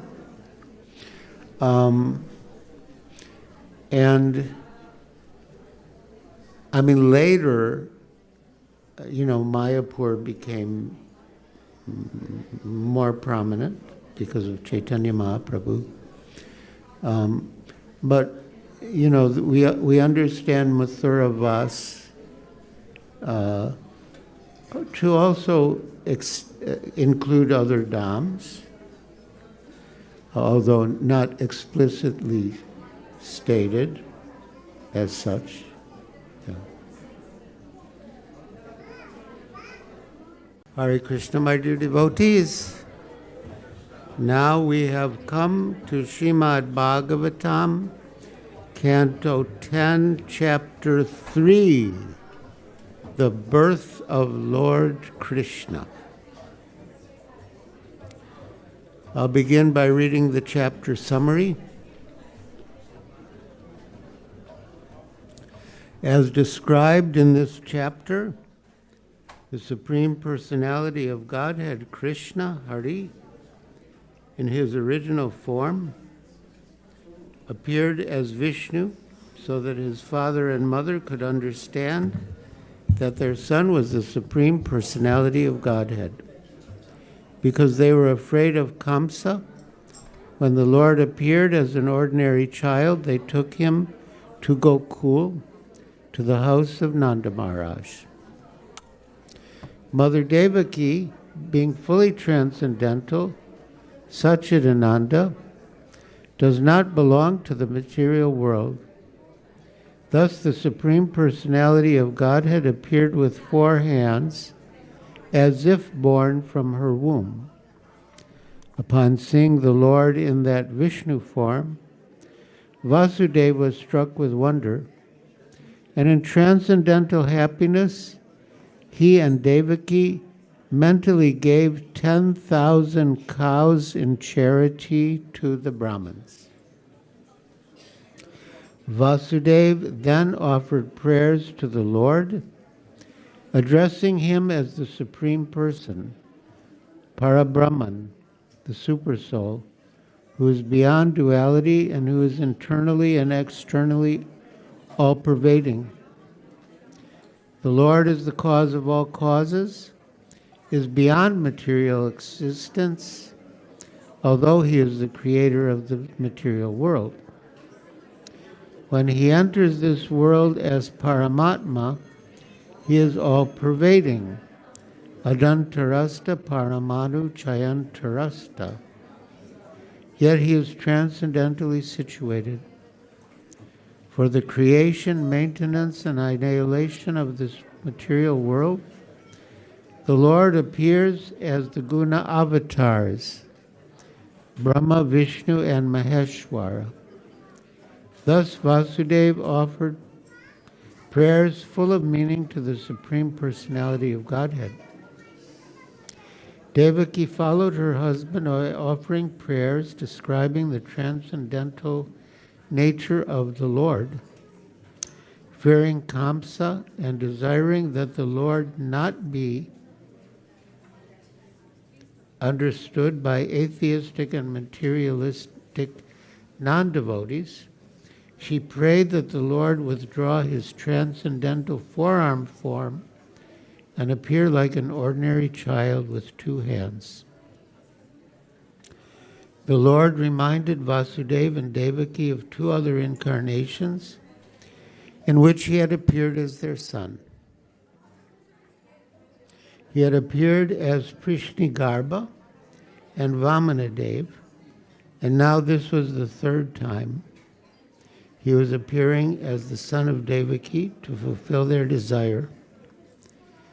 The Lord then decided to leave the residence of Vasudeva and Devaki in the prison house of Kamsa. And at this very time, Yogamaya took her birth as the daughter of Yashoda. By the arrangement of Yogamaya, Vasudeva was able to leave the prison house and save the child from the hands of Kamsa.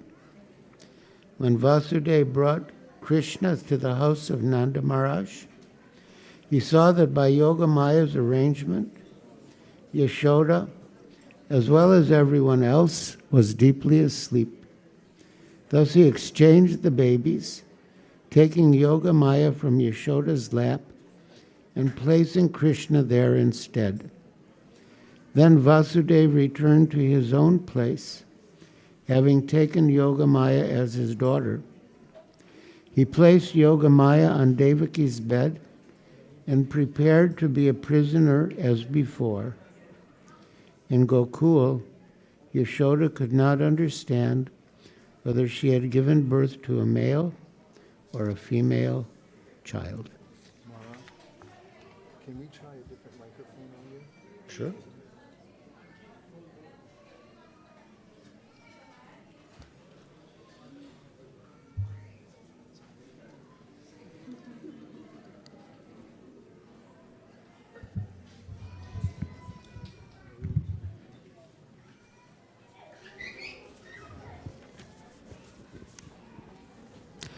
We read from Srimad Bhagavatam, Canto 10, Chapter 3, The Birth of Lord Krishna. Om Namo Bhagavate Vasudevaya.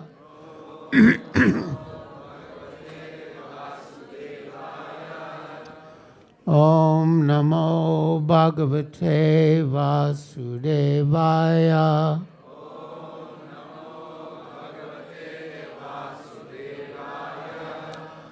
Om Namo Bhagavate Vasudevaya.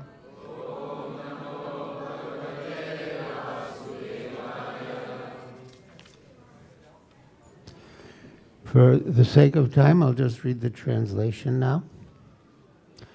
Thereafter, at the auspicious time for the appearance of the Lord, the entire universe was surcharged with all the qualities of goodness, beauty, and peace.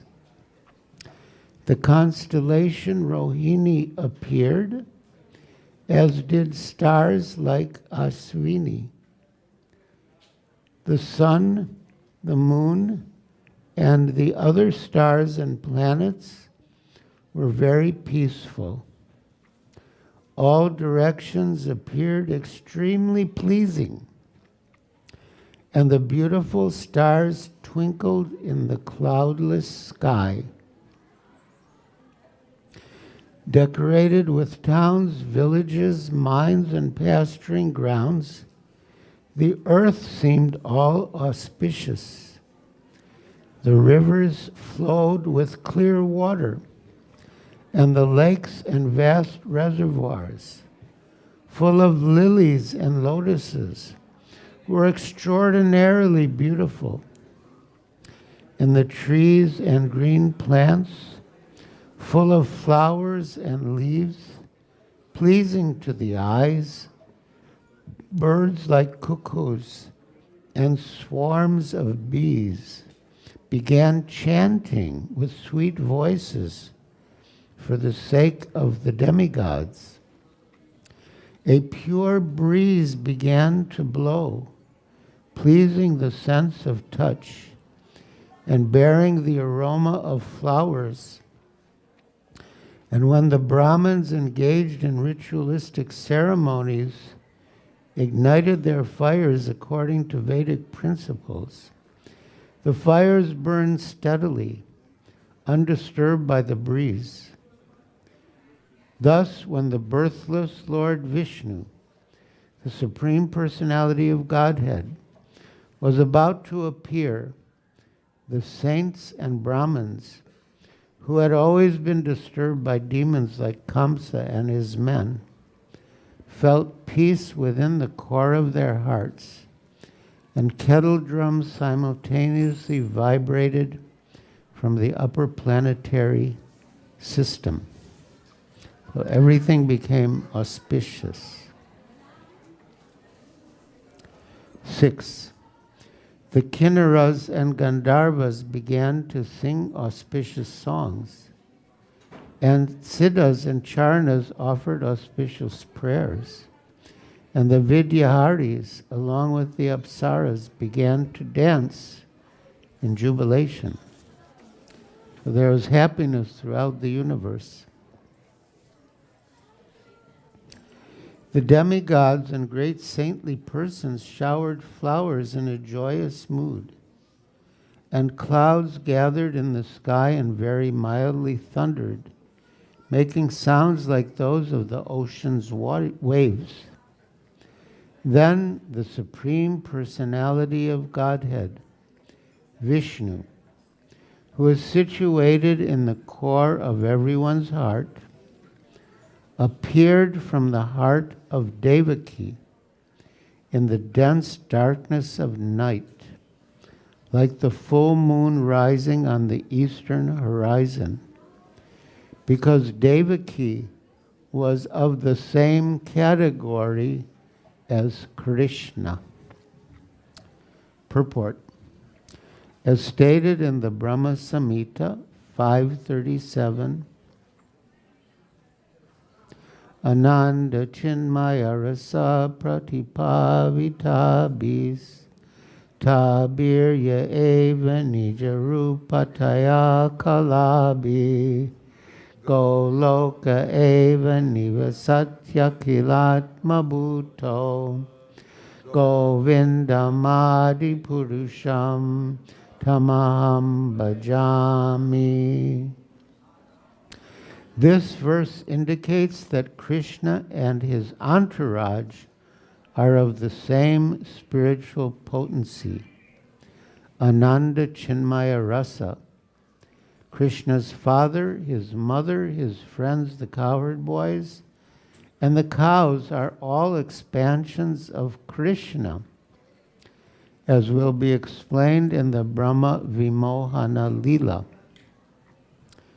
When Brahma took away Krishna's associates to test the supremacy of Lord Krishna, the Lord expanded himself again in the forms of the many cowherd boys and calves, all of whom, as Brahma saw, were Vishnu Murtis. Devaki is also an expansion of Krishna. And therefore this verse says, Devakyam Devarupinyam Vishnu Sarva Guhashaya.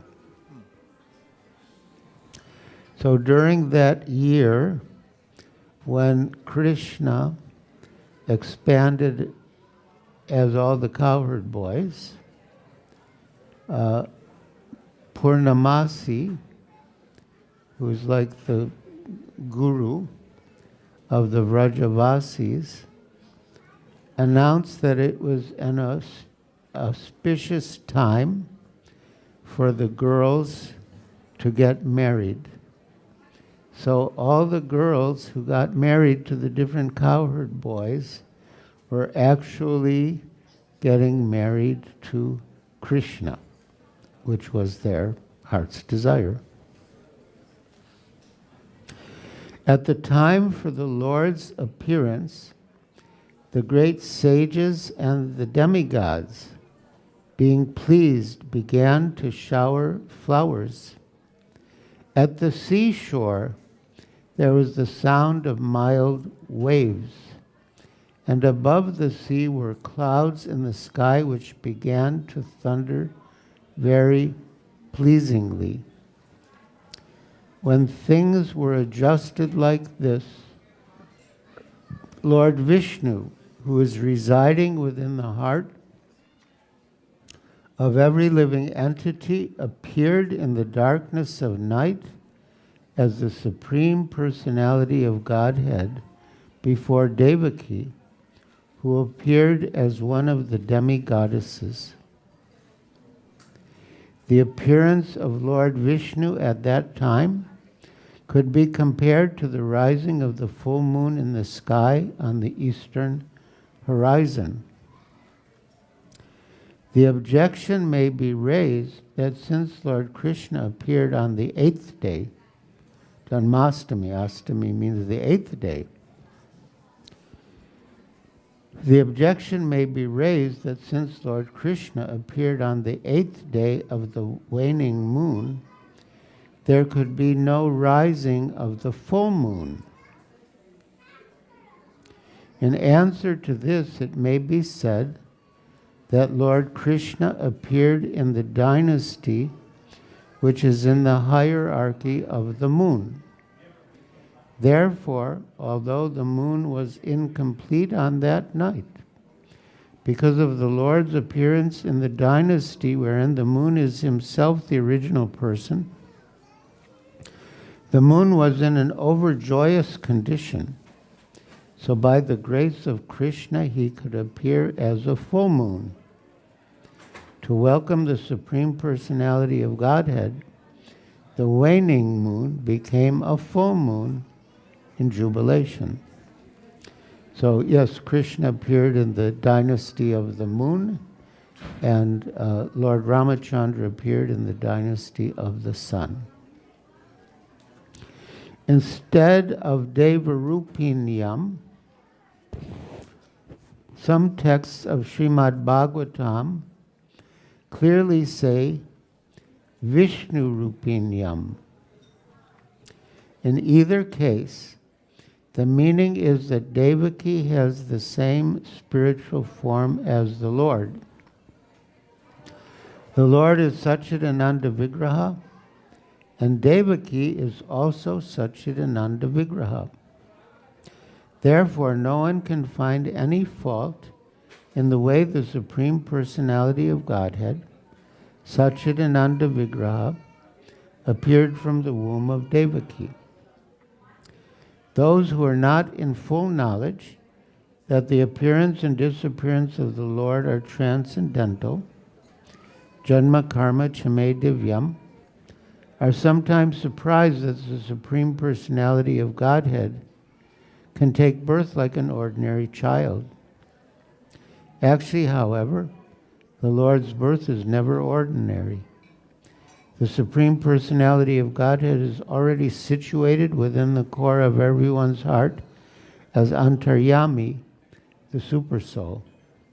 Thus, because he was present in full potency in Devaki's heart, he was also able to appear outside her body.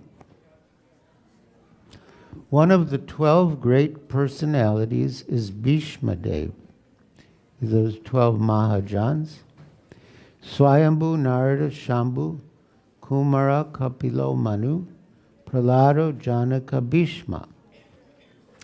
In Srimad Bhagavatam 1942, Bhishma, a great authority to be followed by devotees, says that the Supreme Personality of Godhead is situated in the core of everyone's heart, just as the sun may be on everyone's head. Yet, although the sun may be on the heads of millions and millions of people, this does not mean that the sun is variously situated. Similarly, because the Supreme Personality of Godhead has inconceivable potencies, he can be within everyone's heart and yet not be situated variously. Ekatvam anupashyata. Ishopanishad 7. The Lord is one, but he can appear in everyone's heart by his inconceivable potency. Thus, although the Lord was within the heart of Devaki, he appeared as her child. According to the Vishnu Purana, therefore, as quoted in the Vaishnav Toshani, the Lord appeared like the sun, Anugrahasaya. The Brahma Samhita 535 confirms that the Lord is situated within the atom, Andantarasta Paramanu Chayantarastam. He is situated in Mathura, in Vaikuntha, and in the core of the heart. Therefore, one should clearly understand that he did not live like an ordinary child in the heart or the womb of Devaki, nor did he appear like an ordinary human child, although he seemed to do so in order to bewilder asuras like Kamsa. The asuras wrongly think that Krishna took birth like an ordinary child and passed away from this world like an ordinary man. Such asuric conceptions are rejected by persons in knowledge of the Supreme Personality of Godhead. Ajopi son of Yayat Mahabhutanam Ishvaropi son. Gita 4:6. As stated in Bhagavad Gita, the Lord is Aja, unborn, and he is the supreme controller of everything.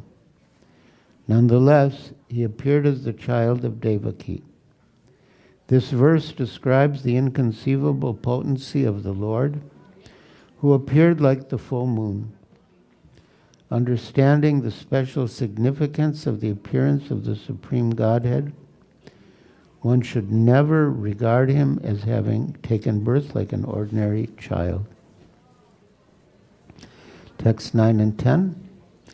Vasudeva saw that the newborn child, who had very powerful lotus-like eyes, and who bore in his 4 hands the 4 weapons, Shankha, that means conch, Chakra, that means wheel, Sudarshan Chakra, Gada, that means club, and Padma, that means lotus. On his chest was the mark of Shivatsa, and on his neck the brilliant Kaustuba gem. Dressed in yellow, his body blackish like a dense cloud, his scattered hair fully grown, and his helmet and earrings sparkling uncommonly with the valuable gem Vaidurya. The child, decorated with brilliant belts, armlets, bangles, and other ornaments, appeared very wonderful. Text 11.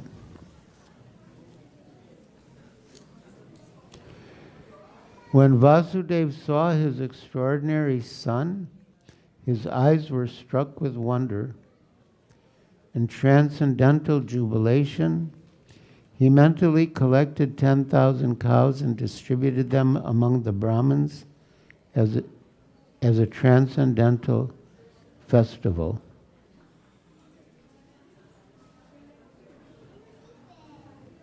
Purport.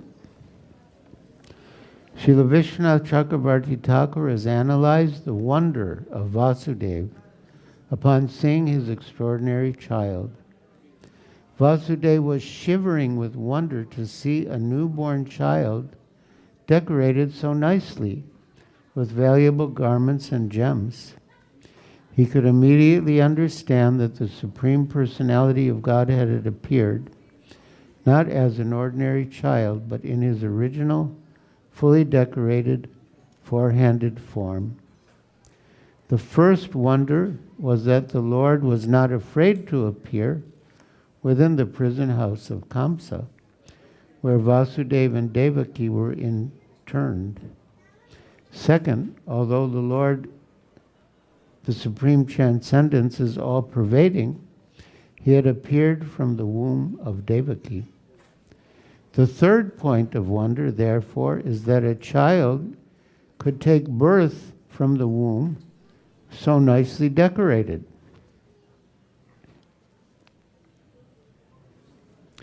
Fourth, the Supreme Personality of Godhead was Vasudeva's worshipable deity, yet had taken birth as his son. For all these reasons, Vasudeva was transcendently jubilant, and he wanted to perform a festival, as Kshatriyas do, to celebrate the birth of a child. But because of his imprisonment, he was unable to do it externally, and therefore he performed the festival within his mind. This was just as good. If one cannot externally serve the Supreme Personality of Godhead, one can serve the Lord within one's mind, since the activities of the mind are as good as those of the other senses. This is called the non-dual or absolute situation, Advaya Gyan. People generally perform ritualistic ceremonies for the birth of a child. Why then should Vasudeva not have performed such a ceremony when the Supreme Lord appeared as his son?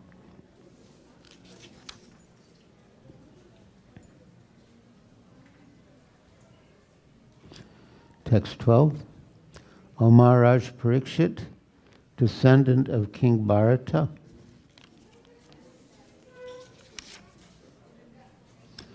Vasudeva could understand that this child was the Supreme Personality of Godhead Narayan.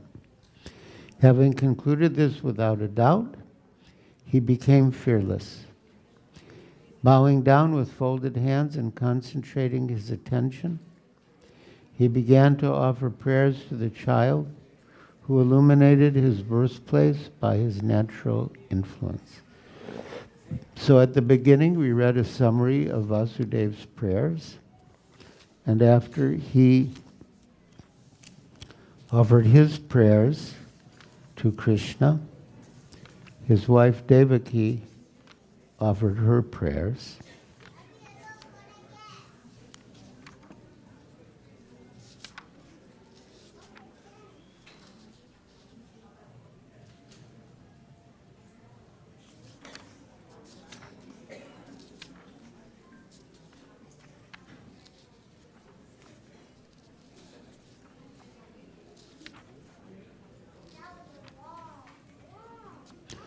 Then after hearing the prayers, text 32, the Supreme Personality of Godhead replied, My dear mother, best of the chaste, in your previous birth, in the Swayambhuva millennium, you were known as Prishni, and Vasudeva, who was the most pious Prajapati, was named Sutapa. When both of you were ordered by Lord Brahma to create progeny, you first underwent severe austerities by controlling your senses.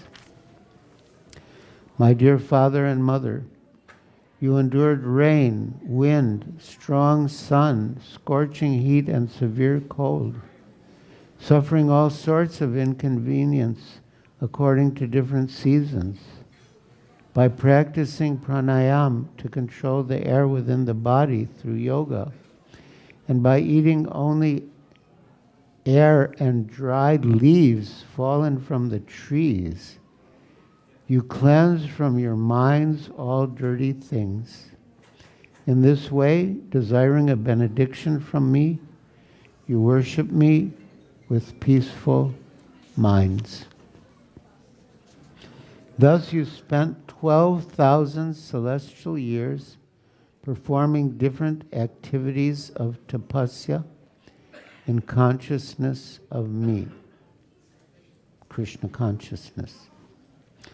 O sinless Mother Devaki, after the expiry of 12,000 celestial years, in which you constantly contemplated me within the core of your heart with great faith, devotion, and austerity, I was very much satisfied with you. Since I am the best of all bestowers of benedictions, I appeared in the same form as Krishna to ask you to take from me the benediction you desired. You then expressed your desire to have a son exactly like me. Being husband and wife, but always sonless, you were attracted by sexual desires, for by the influence of Deva Maya, transcendental love, you wanted to have me as your son. Therefore, you never desired to be liberated from this material world.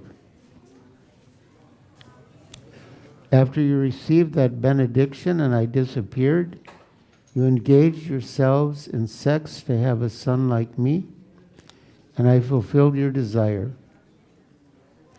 Since I found no one else as highly elevated as you in simplicity and other qualities of good character, I appeared in this world as Prishni Garba, or one who is celebrated as having taken birth from Prishni.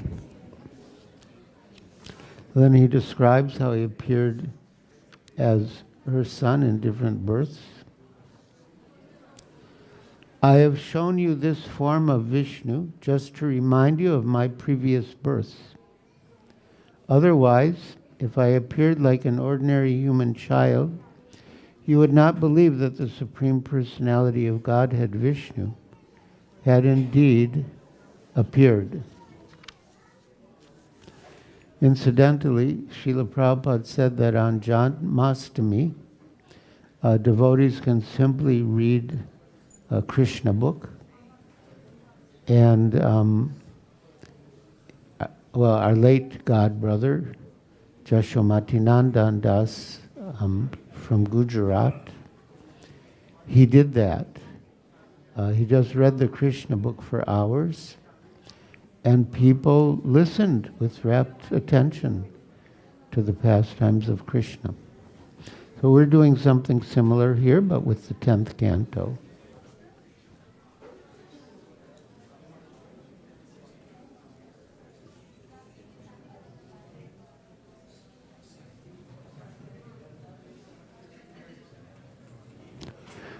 Purport. This instruction by the Supreme Personality of Godhead to his father and mother, who are eternally connected with him, is especially intended for persons eager to return home back to Godhead. One should never think of the Supreme Personality of Godhead as an ordinary human being, as non-devotees do. It is to be noted that because Vasudeva and Devaki would be separated from Krishna when he was carried to Gokul, the residence of Nanda Maharaj, the Lord personally instructed them that they should always think of him as their son and as the Supreme Personality of Godhead. That would keep them in touch with him. After 11 years, the Lord would return to Mathura to be their son, and therefore there was no question of separation. Shukadeva Goswami said, after thus instructing his father and mother, the Supreme Personality of Godhead, Krishna, remained silent. In their presence, by his internal energy, he then transformed himself into a small human child. In brackets, in other words, he transformed himself into his original form, Krishnastu Bhagavan Swayam.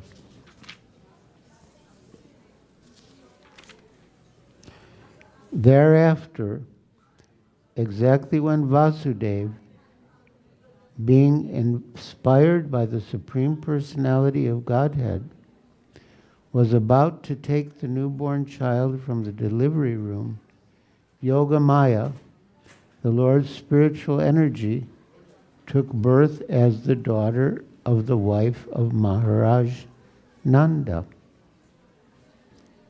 Purport.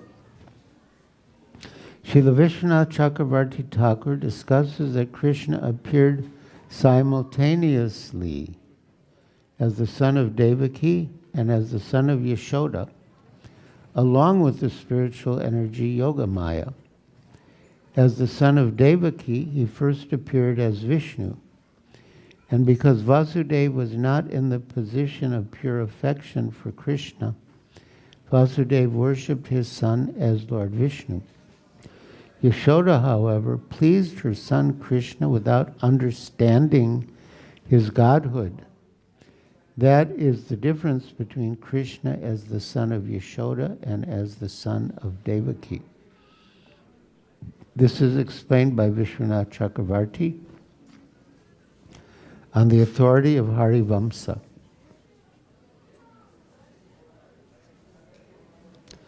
Text 48 and 49.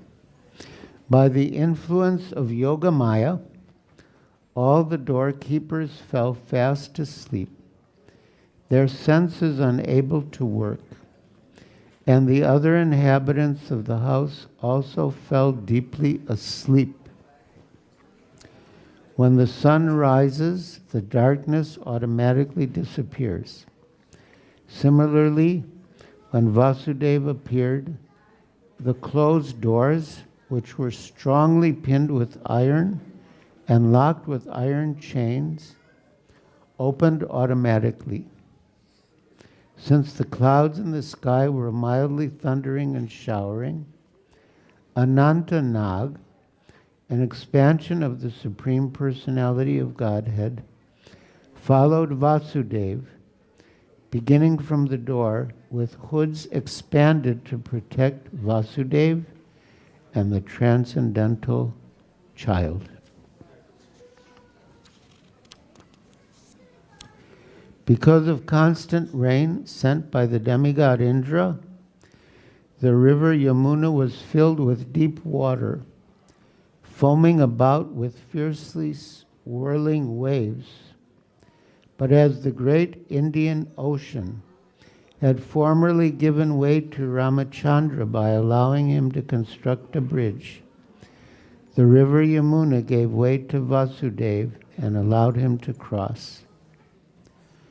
When Vasudeva reached the house of Nanda Maharaj, he saw that all the cowherd men were fast asleep. Thus he placed his own son on the bed of Yashoda, picked up her daughter, an expansion of Yogamaya, and then returned to his residence, the prison house of Kamsa. Purport. And I remember this because it raised a very important point. Vasudeva knew very well that as soon as the daughter was in the prison house of Kamsa, Kamsa would immediately kill her. But to protect his own child, he had to kill the child of his friend. Nanda Maharaj was his friend, but out of deep affection and attachment for his own son, he knowingly did this. Srila Vishwanath Chakravarti Thakur says that one cannot be blamed for protecting one's own child at the sacrifice of another's. Furthermore, Vasudeva cannot be accused of callousness because his actions were impelled by the force of Yogamaya.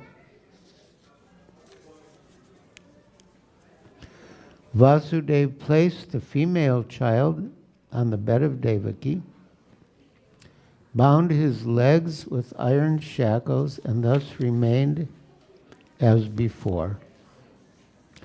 Exhausted by the labor of childbirth, Yashoda was overwhelmed with sleep and unable to understand what kind of child had been born to her. Thus end the Bhaktivedanta purports of the 10th canto, 3rd chapter of the Srimad Bhagavatam, entitled The Birth of Lord Krishna.